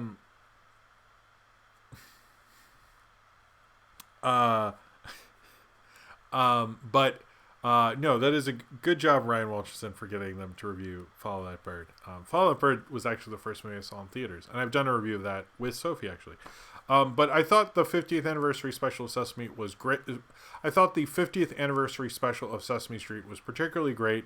If you're a fan of Sesame Street, or you ever watch it, you should check it out. Joseph Gordon-Levitt was a great host. Other than like Solange, I sort of liked, but I would have liked to just see that animated segment, which the design was way cooler than I remembered it being when I was a kid. I really like the design of that, where it's like the little girl and she has to get the stuff for her mom at the store, which no one would let their kid do anymore, unfortunately. They didn't pay respect to Mr. Hooper, actually, I don't think. How in God's name have we never heard of Big Bird's album? I know, I just didn't. But it, that part with Solange, like, I liked the song, but I would have just much rather watched the animated segment. But, why was Meghan Trainor in this? Like, I didn't like her being in it at all. I'm all about that bass, but like no treble. And I just didn't really need her to be there, to be honest with you. I didn't really understand the use of it. I generally liked it. I thought Sterling K. Brown was good. I at first was like, why isn't he eating those cookies? But at least made a joke out of it. They had all these different callbacks from various different characters, a ton of different people. I thought it really showcased the legacy of Sesame Street as much as they could. I thought there should have maybe been a shout out for Jim Henson, which there wasn't. I thought they could have done a little bit more in some respects to that, but I thought in terms of a special and the flow of it, it was very fun. It was very beautiful, and it was a very great way to sort of cap it off and kind of show you kind of everything that Sesame Street represents. And I'm glad it wasn't too long. It flowed very well. It was nice. I'm sure Sophie's going to watch it 40 million times, and it seems like something that will hold up to that viewing, and I'll be able to... there were so many like cameos and people. Mr. Doodle... Not Mr. Doodle. Is that his name? Anyway, I could see him just in the background a little bit. They kind of didn't do too much of the new stuff. They kind of did... It was more well-rounded, which I thought was nice. I did like Gonger was... if you know Cookie Monster and Gonger... Gonger was on the balloon. I thought that was a good touch. I liked how they gave everyone kind of their own little moment. And I thought it worked well as a fun special. They kind of were just as concerned with being entertaining as they were being respectful. I thought it was a happy medium to do. All right, so next it is today. Well, not anymore because it's midnight, I guess. Felix the Cat's Mr. Noodle. Damn it. I'm sorry. Call me Captain, actually. Oh, yeah, Frank Oz, wasn't it? What was the deal? Ryan Walterson in the chat, could you explain? So it seemed to me that Carol Spinney was in the first segment with Big Bird, but not in the second segment with Big Bird. Is that the case? Because I noticed a vocal difference. Because I heard Carol Spinney is credited in there. It seems like Carol Spinney did the voice in one part, but the other part seemed to be the newer voice of Big Bird. That's what I saw. Anyway, so today's the 100th anniversary of Felix the Cat, created by Otto Mesmer, often credited to Pat Sullivan, which was, at the time, you were more known for your producer and less for the animator who created it, which was one of the bigger animation controversies of all time. And Otto Mesmer really didn't have any problem with that at the time. That was just the way it was. The silent shorts of Felix the Cat are often surreal and weird and interesting. And seriously, check those out. Do yourself a favor. Woo's Whoopie is a particular favorite. They're so strange and weird.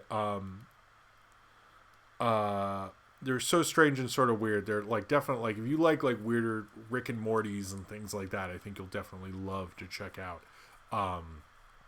you'll definitely love to check out some of those classic Felix the Cat silent shorts. They're really cool. And Felix the Cat was the first cartoon superstar, was the first cartoon character of a balloon in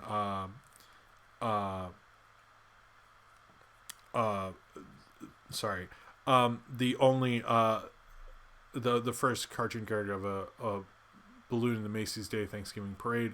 So many things that Felix the Cat did first. Felix the Cat is an awesome, amazing character. I love the 80s cartoon. I love the silent shorts between it. Not my thing, really. But those silent shorts are really phenomenal. I know a lot of silent screenings are going on this weekend, celebrating Felix the Cat's legacy and getting to 100, which is pretty remarkable. All right, so... all right, so a lot of people are saying, like, that image of Creech is real. I do. The concept art looks sort of like that. I just find that to be really stupid. Like, why would you, for a kids movie? Like, there's no way you didn't think that was getting rejected. I mean, I think I would just like to see the cut of the movie like that, because I just don't see how that flowed with that design. But if everyone says it's real, I'm sorry. I'm like being a doubter. It just that seems like too extreme to me. Like, I'd like to see how it interacts, because it clearly wasn't with the teeth and all that when it's like talking to guy from MacGyver show, whatever his name is. All right, so I'm not sure if anyone's aware of it since there's so much content coming out, but the animated Rocketeer show, I'm not sure if anyone's aware of it, but the kind of rebooted animated Rocketeer show premiered on Disney Junior on Friday at the prime spot of 11 a.m. on a Friday. I think it was on Disney Channel, maybe not Disney Junior. I forget which. I think it was Disney Channel proper. And it's going to premiere on 11 a.m. on Disney Junior on Fridays. So I'm not sure why they didn't... did someone say release the Creech cut? Oh my god. Please start that. That's my new thing. Release the Creech cut. That's amazing. Thank you, Nina Garcia. Sorry we're running late. A couple of people were like, did this start later than usual? And Ryan pointed out that it was Matt Vogel who performed Big Bird the whole time. But he hasn't seen the special yet. So I think Ryan should... I'm curious... Ryan should put out a video review of the 50th special when he gets to see it. So anyway, the Rocketeer premiered on Friday. I kind of had heard about this coming out, and I originally wasn't going to... I wasn't originally going to watch it. I had no plans to watch it, really. But my daughter had seen the commercials when we were watching the Toy Story of Terror, which we recorded off of Disney Junior. We're not really a Disney Junior household, and kept asking me when I'd fast forward during Toy Story of Terror, could you stop and could we watch? She was like, Daddy, stop. I want to watch this. And so she was really into it, and I thought, well, I was really into the Rocketeer when it came out that summer. It was a big deal to me, so we'll watch it together. Thank you. Cool. I have a super chat. I actually had a new Red Bull because that one ended. Thank you, cool turtle boy. I will open a super Red Bull for you. Thank you for the super chat. It said a late show is okay sometimes. Thank you. I wasn't really that late. It's just that there's so much to do. Hold on. Found tons of scary, weird Creech concepts. Want to see Cashews the Musical. Thank you again for the super chat. Thank you. I did look at them. I don't really want... Do you really want to watch me like take screenshots of everything? But the concept art, I will say, looks very cool. This has become the Creech podcast. The concept art looks cool. It looks cooler probably than anything Monster Trucks ever produced. It looks interesting, but I just don't... I maybe, sorry I was such a... I would just like to see... Can we see it interact in the movie? That's my biggest thing with the Creech cut, which we should release. Then I want my proof. Pre the test screening that took away that movie's soul. I should start buying out billboards and all that crap. All right. Yeah, I don't know. Anyway, so Rocketeer was a big thing for me the year that movie came out, and I thought it'd be a cool thing to share with Sophie because, she was really into it. And I will say I liked when I watched it. The first they released 2 episodes, which are each episode has 2 shorts in it, and the first short or 11-minute thing was about her, getting the helmet. She gets the helmet in the mail, and then she brings it to her grandfather, and then he says, well, if anyone brought the helmet to me, I'm supposed to give them this, and it turned out to be the jetpack. And she is the great granddaughter of the Rocketeer. Her grandfather is the son of the Rocketeer, the original Rocketeer. They have the same name as the Rocketeer.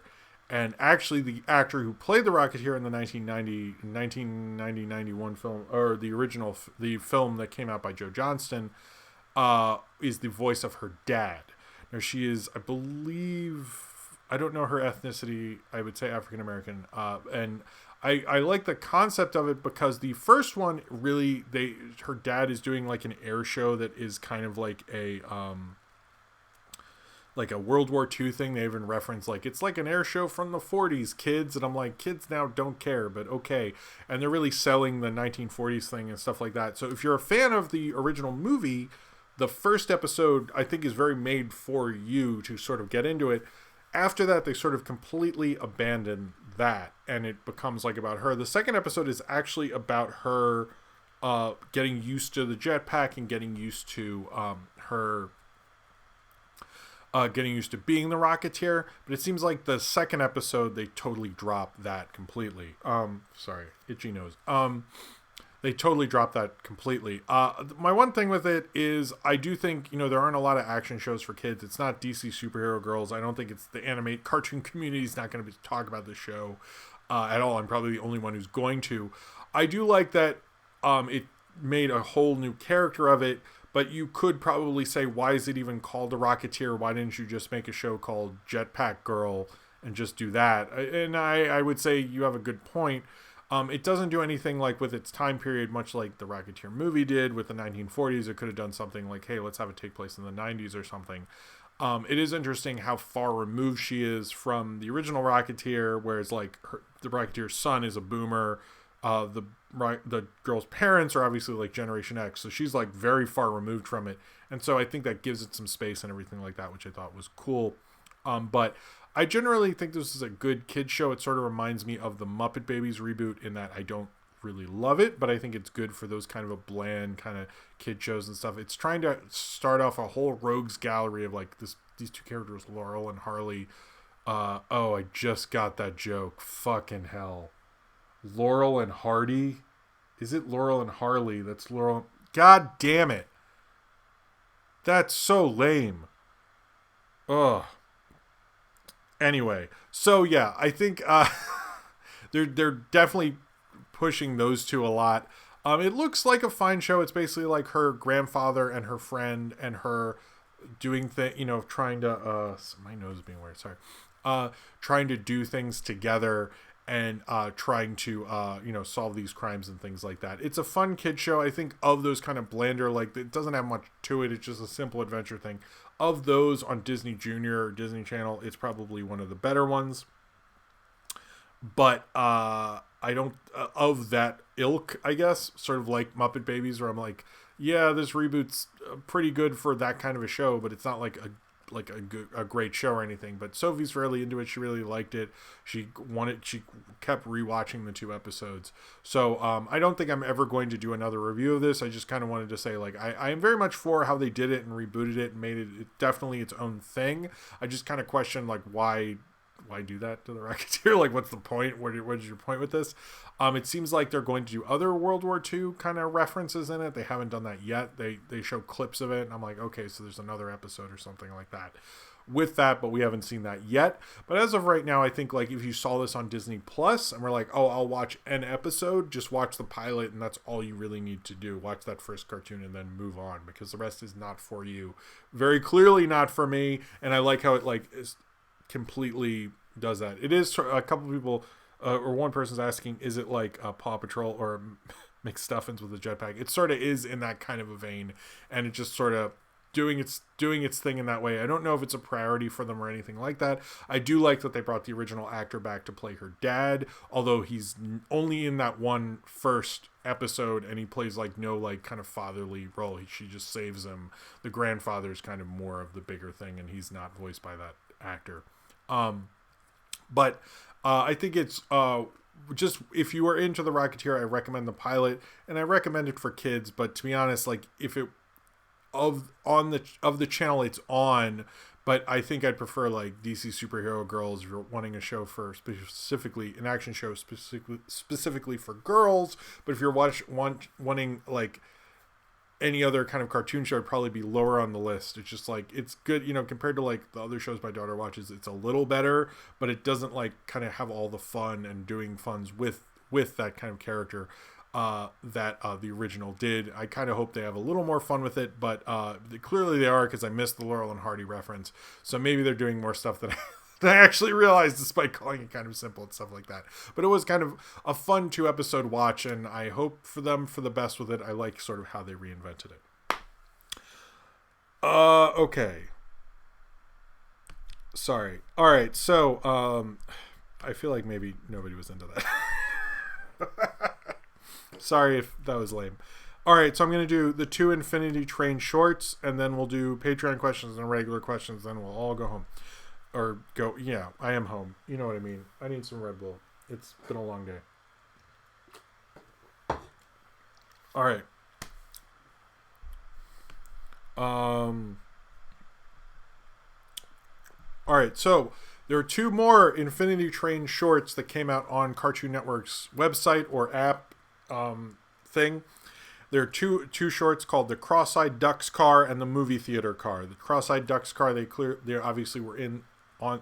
The Cross-Eyed Ducks Car was in the original Infinity Train show. It seems to be their kind of thing, is to go in one train car that they've been in before, and then the other one is a whole new train car. I'm not actually sure which order I'm supposed to watch these in, because the website seemed to put like this one before the other one, which is kind of messing with the order that it had been, where you got the weirder one first, the different car, and then the newer one second. But whatever. They kind of just made this joke that like it has like this mass transportation system, it has this fountain, it has this thing, but it's all covered with these cross-eyed ducks, and that's the joke. And I thought it was actually a good dumb running joke in that it kind of worked. It was kind of funny going back to that car, but I like the kind of joke that it's like this pristine, awesome, beautiful car that's covered with cross-eyed ducks. I thought was a good thing. It kind of plays into the weirdness of Infinity Train.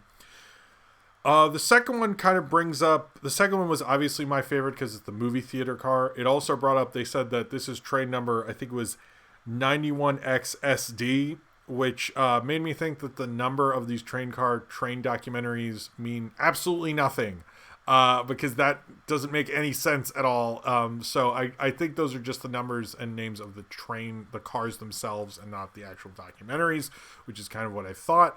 But yeah, so they have this kind of thing. It's just one shot really, which is kind of very inventive. And they're in a movie theater, and you see the "let's all go to the lobby" kind of characters come in and come out, things like that. They make a joke about, like, you know, one of the first movies was about a train, and you think they're about to talk about the Great Train Robbery, and then they just ended up talking about the plot of Infinity Train, which was pretty clever. I recommend the movie theater car if you're going to watch one. It's probably right up there with the Tiny Wizard car, which has been sort of up there with my favorite shorts of Infinity Train. I like these a lot. I had a good time with them. It is a lot of 1-1 talking, but I thought 1-1 was better utilized than these two, and I thought a lot funnier. I don't know who wrote these because it was not updated on the Wikipedia at press time. Sorry. But I think these are fun. I like when they do these kind of more inventive ones, particularly the movie theater car. I'm not going to spoil what happens with it, but it has a good concept to it. I like the good concept ones, and when they have fun with animation and have fun with the flow of that animation. I think Infinity Train lends itself to that. And when they do that, it's like, oh, that's the reason to have these shorts. You know what I mean? And the movie theater car and the Cross-Eyed Ducks card did that very well. You know, it's like they could reference things from the previous show. They could do a weird car thing. They could do kind of like that. I think the movie theater car also, like, very well. The shot was very well laid out. It was very smart kind of a way to do it. You're referencing things. You're being a little playful. You're playing with the animation. It's being very simple, but there's more to it than that. There's not more like kind of theories or any weirdness with it. These are just kind of like fun 2 shorts, but I like what they're doing with Infinity Train shorts so far. In this case, these are probably two of my favorites since the original 2 kind of came out of nowhere. These would be higher up there for me, at least. I like how they're doing these Infinity Train shorts right now, and I'm happy to revisit them. I don't know how long this is going to go on. I'm going to just keep reviewing them and then cutting out these segments and releasing them as other videos and stuff, because I'm having a good time with them. When this is all done, I'll probably rank them at some point, but I do like what they're doing with these. I just hope they kind of continue to have fun with the animation of them, because when they do that, you get fun things like the movie theater car and you also get the like Tiny Wizard car and things like that. I think that highlight these 2 specifically, I would say, highlight the fun you can really have and the looseness and the craziness and the anything goesness of animation that Infinity Train really highlights and makes that show special. And I think these shorts probably almost better than almost all of the ones that have been released, at least so far, and I really had a good time with them. But particularly movie theater car, I really like that one. All right, so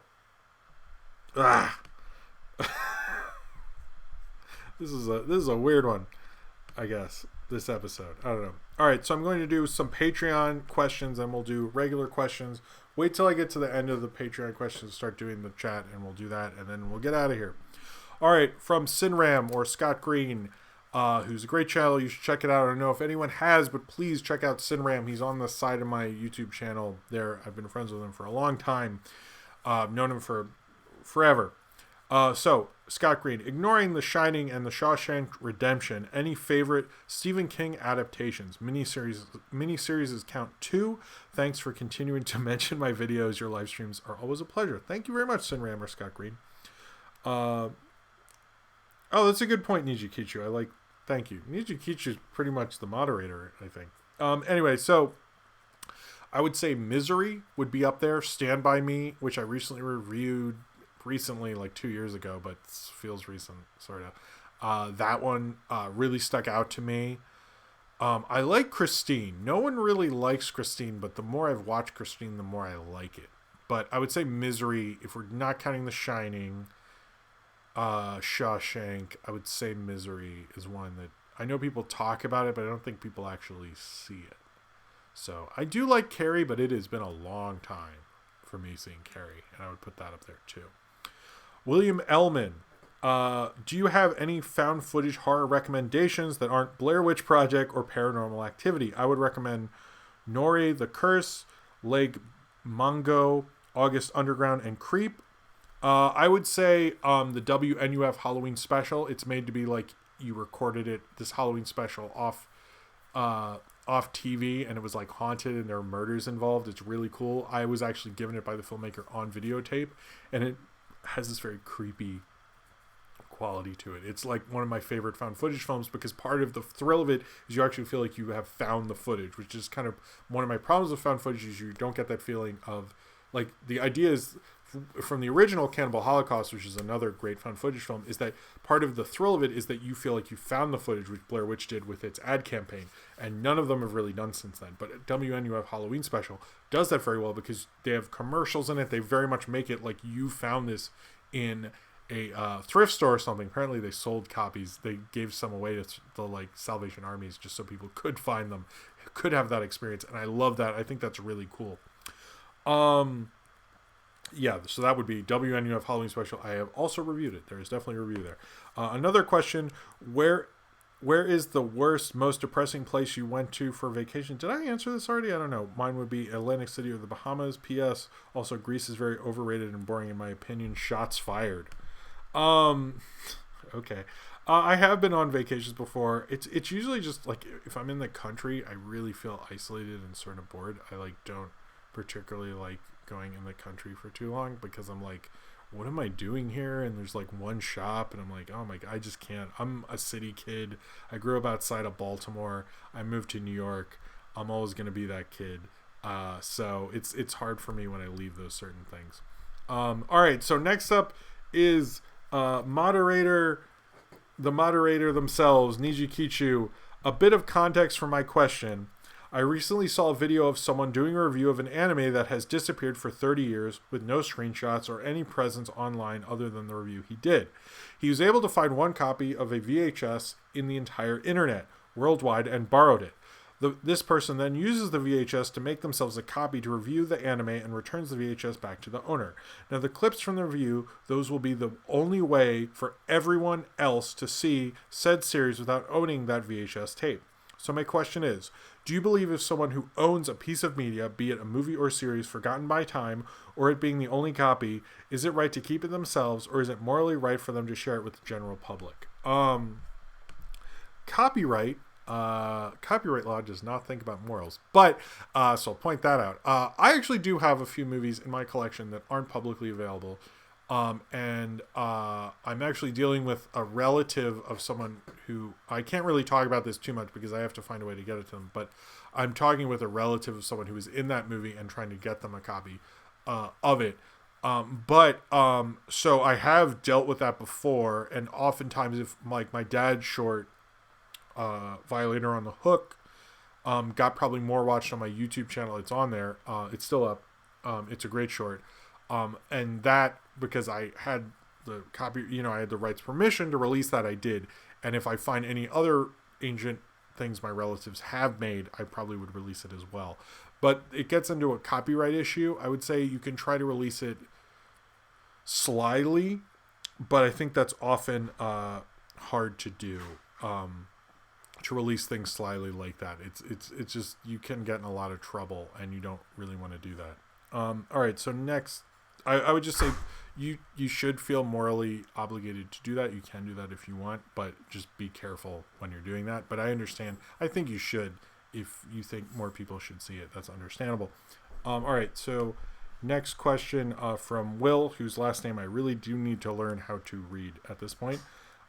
What do you think is going on with Ghost Draft, or now named Tomorrow War? This is an action movie directed by Chris McKay from Lego Batman or Robot Chicken, plus starring Chris Pratt, who's also an executive producer. Apparently, Pratt poked at the sudden name change in a post, sharing other opinions for the title before revealing what they went with, which, yeah, I'm with Chris that the new title is really stupid, and that caused some beef with the studio and other producers.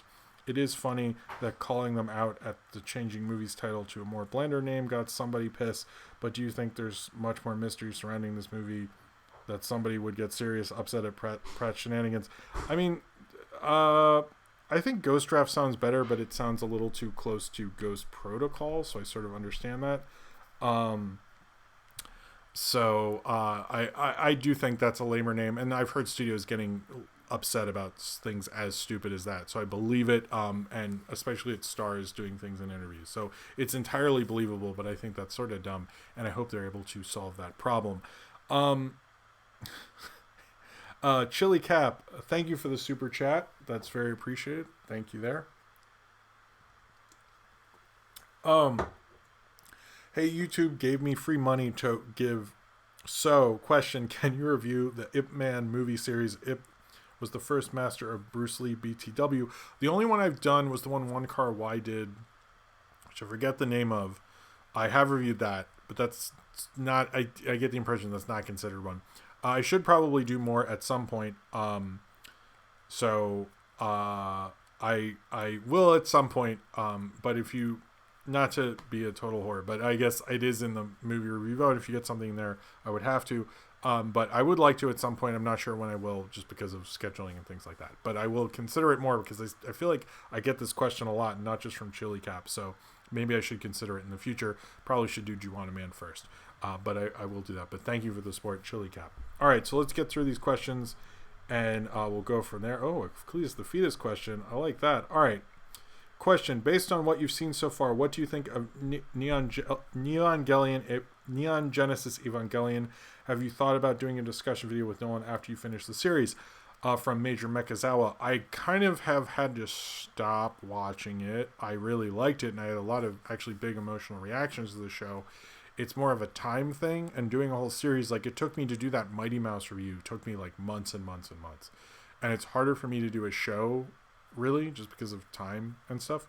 But I would still like to do that with Nolan, to be honest with you. I'm probably going to pick it up again, but it's getting towards Oscar time, and there's a ton of movies and things like that. So I think it's just something that's just getting delayed, and I just don't I don't love it, but I do really think it's a really amazing show, and I think if I'd seen it as a teenager, I would have been like just kind of in awe of it, like just like haunting me and things like that. So Niji Kichu, I didn't see your question up there. I'm sorry about that. Can a stop motion film work if instead of using fissures, it is a live action film but in stop motion style? I know there's animators who have done that. I think it would be really weird every time I've seen it, but I know that there are short films, Canadian animated short films. I can't name them, but I've seen them that's done that, and it's a really weird quality. I don't know if that could hold for a feature film, but if a director had a real good concept, maybe it could. But there are short films like that. Yeah. Anyway, I'm going to jump around here. Ryan Walterson, question, favorite Sesame Street song? The one, the I'd Like to Live on the Moon one. I've sang that one to Sophie a bunch of times. I really love that one. And obviously the theme song. But I'd Like to Live on the Moon. And if Phenomenon counts as one, I'd put that. But I feel like that's a Muppet Show song more or less. But I would say, oh, I'd like to live on the moon. That one would be my favorite. Ace the Wind Rider question. If you could be a sidekick to any protagonist, who would you want to be paired with? That's a very Flix Friday question, Ace the Wind Rider. Probably Snake Plissken, to be honest with you. Okay. Brendan Heaton, question, do you think the Loud House movie on Netflix will be released next year? They started production on it. There's a rumor going around that it's going to be released 2021. That seems to be what Viacom is doing right now. They're making things for other streaming services, so I would say most likely, since that's what they've done with Nickelodeon stuff, but they might actually try to go for another streaming service so they can get more money. But I would think, since that's worked so well with them before, I would think that too, to be honest with you. Movie and TV podcast, probably How Did This Not Canceled Too Soon, I think is a great one, so check that out. Question from Austin Tinix. I should just say Austin, because you change it every week, it seems. There. Question, what lost cut of a film besides the Snyder Cut or Eric Stoltz Back to the Future would you like to see? I would like to see the Creech cut. I would also like to see the original Star Wars cut that they played to people a screening room and had like the World War II footage. I think that actually should be released. I've thought about making a thing about that. Courtney, question, how'd you come up with the idea for Cletus the Fetus? I will tell you the story. I was in the 7th grade, and this guy, Mike Otto, brought in a turtle to school named Cletus. And I went, oh, Cletus the Fetus. And that's how I came up with it. Interesting that when I did Cletus the Fetus, I actually had a turtle. So I don't know if that is any connection there, but that is actually the true story. Another Major Mekazawa question, has there ever been a case where the casting of an actor in a film/TV show took you by surprise? For me, I was surprised to see Ross from Friends play an instructor in Band of Brothers. Surprised me. I'm not too surprised by casting if you see enough stuff. Casting honestly doesn't get too surprising anymore. Although Colin Farrell trying to be cast as the Penguin is surprising. I can't think of one off the top of my head right now, because usually by the time they do it, you kind of are used to it, to be honest with you. I was surprised by Chris Pratt when he got cast as Star-Lord, because it looks like at the time it looked like he was going to go to Jack Houston, who was on Boardwalk Empire, but that was surprising at the time. And look what's happened to him. Like, I didn't expect that. You know what I mean? All right. Fun fact: in Ichi the Killer, they used director, I can't say that name, from the Tetsuo series, Seaman, for the opening through the title. Okay. So you're gonna review Joanna Man? Yes, I do. I'm planning to do it before the end of the year. We'll see. It's been a crazy year. Not plausible. You are the carbon control rod preventing the nuclear reactor known as the Pizza Party podcast from going full meltdown. I don't know if that's a question, but thank you. Question from Zane Powers. Can you tell us about the exciting story of how Warner Brothers bought DC. It's not exciting. I looked it up actually. It's not exciting. It's literally like they were like bought a subsidiary who had another subsidiary, and suddenly they had DC. Because I thought about like, hey, what was that story? And it's like super boring. It's like not exciting at all. It's like so uninteresting. It's like it should be cool, shouldn't it? But it's not. It sucks. It's just like, oh yeah, we bought this thing, and they had previously bought DC, and they're like, oh, maybe we should make some movies or something. I don't know. It's like, it's really like, I haven't looked it up in a while, but I remember looking up and being like super disappointed that there's no oral history, because they're like, I don't know, these executives are like, oh shit, do we own Batman now? That's crazy. Another Zane Powers, are there any romantic pairings who you wish got together but didn't, or ones that you hated that did get together and wish that didn't? Ones I liked, I always liked Jennifer Lawrence and Bradley Cooper. I thought did really well together. I would like to see Jennifer Lawrence again. I'm kind of missing her on screen, to be honest with you. I wish didn't. I like Goldie Hawn and Kurt Russell a lot. I like, a lot of, Humphrey Bogart, Lauren Bacall. I didn't. The people didn't like. I can't think of ones that didn't. There's no ones I really hated. Have you seen Green Eggs and Ham on Netflix? No, I haven't. But I want to watch all of that. It looks really cool. I plan to have something to talk about with next week on Movie Crap, or maybe have a review proper. Not sure yet, but I do plan on watching Green Eggs and Ham. Question: how does it feel to know the Pizza Party podcast got nominated for Best Movie and TV Podcast? It was incredible. It's actually really. It's literally like I've never been nominated for something like, or had been involved in something that got nominated like that before. It's kind of quite an honor. Please vote for that if you could. It'd be crazy to be on the award-winning Pizza Party podcast. I feel like that's not going to happen, but it's nice to think of it. Question from Zane Powers again. Thoughts on the movies Gummo, Sleepy Hollow, and Brazil? Okay. Gummo, I saw at a film festival once. I remember liking it. Sleepy Hollow, I think, is very well shot. No one talks about that. It is very well shot. It's probably better shot than the movie is. It's not as bad as some people give it. It's kind of like the end of interesting Tim Burton to me. And Brazil's a classic. There's a lot to talk about with Brazil. I'm not doing that right now. Disco Spider asks, how's Sophie? Is she going to be reviewing Frozen 2 when it comes out? Sophie is good. I kind of have a policy with her and the movies where if she wants to review a movie with me, she's more than happy to, but if she doesn't want to, she doesn't. So it depends on how she feels. We'll see how it goes. I'm going to review it. We'll see. She's definitely going to see it. We'll see how that goes. But that's kind of my policy. I don't want her to like hate going to the movies because she has to do a dumb video with her dad. So if she wants to, I hope she does. I think that would be cool, but we'll see. It's kind of Sophie dependent, you know what I mean? But I will definitely do a review of it. Zane Powers, what's the biggest break in immersion you ever had when watching a movie or show? It's usually like someone knocks someone. One time, actually, when I was watching Blue Ruin, I had to like start it over. Someone came to my door and like wanted to talk to me about like switching my gas bill or something. It like went on forever and it was really awful. And then I'm usually like very short. If people came to my door to ask me to like fill out a survey after that, because it really like I was really into that. It really bothered me. I'm still upset if I saw the anyway. Question from Major Mekazawa. Have you thought about making a deep focus video on the silent era in the distant future? I have thought about doing something. I would like to eventually finish my whole Buster Keaton series, but I don't know if I do one on the silent era, because silent era stuff doesn't, like, nobody cares, to be honest with you. There's not, I love the silent era, but it just, the views really aren't there, unfortunately. But I would at some point like to do something on the silent era. I'm definitely going to do some more Lost Film Files on it, but there just isn't a lot of support. I have done sound film reviews, but it's just tough with those. But I would like to do some more stuff on that in the future. Have you seen the 2 Ewok Star Wars films from Austin? Yes, I have. I need to review them at some point. Cornbread, as the face of the Monster Trucks fandom, will you be putting Release the Creech Cut in your Twitter bio? Maybe at some point. I will definitely be tweeting that after this to thank you all for showing up. Zane Powers question, what was the moment you realized you were finally old? That question. Courtney, what was your turtle's name? Trevor, actually. You can watch a video about Trevor. Was featured in Knock Forest stuff, and I have a video about Trevor on my channel as well. It's one of my older ones. Question, am I not turtley enough for the Turtle Cub turtle? Thanks, Ryan.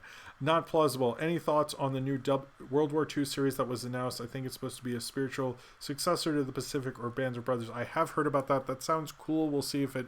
I think it's not at HBO. It's like it's something else. So I'm curious about that. It sounds cool. for that. Thank you for nominating me for awesomeness, Ace the Wind Rider. Let's wrap the questions up around here. Thank you. Wow, Nietzsche Kichu is like taking charge. Pan mentioned in his Arctic Dogs review that there was a thing with the girl fox was manipulated by a man and it's her fault not being very PC. Did that cross your mind when watching it? That movie was so bland. I mean, she was manipulated by that guy, but I don't, whatever. Is Arctic Dogs, man. I don't know. Where can I vote for the Pizza Party podcast? Look at my Twitter. It's on there. Oh, and Nijikiju answered you. What do you think? I've answered the green eggs and ham thing. Thoughts on Reaganomics? Didn't work. Have you seen Timmy the Tooth? I think I have. I forget what that is. And that's everything. Okay, cool. So, we are done. This is the end of Movie Crap. This was like literally the longest episode ever because there's just a lot of things. So, this past week there was the Back to the Future. There were 2 segments from last week's Movie Crap, the Back to the Future, the Back to the Future 4 that almost happened. There was also the Infinity Train Shorts video. There was the movie review vote, which you have until basically you have 24 hours to still vote on that. So if you want to vote on the movie review vote, please do so soon if you'd like to. There's the Arctic Dogs review, the Terminator, Dark Fate, which people seem to really like that review. I've noticed I've been getting a lot of good notices for the reviews. Vote for the Pizza Party in that thing. It's in my Twitter. You can find it there, and I post on Facebook and all sorts of places. And then review of Parasite, which I think is one of the best movies of the year. I will have more stuff next week, including I'm probably going to make a segment out of the Rocketeer review and Infinity Train Shorts. And that's it. I don't want to say what else is going to happen. There will be a Primal review. I finally did that. So I watched it and got to really sit down with it and enjoy it and take it all in and make a good review for you. I'm sorry this was so long. I don't know how that happened. I was like, yeah, it was a 2-hour Movie Crap. I can't believe I did that. But anyway, that is it. Everyone have a very good night. I'll see you next time. And subscribe if you would like.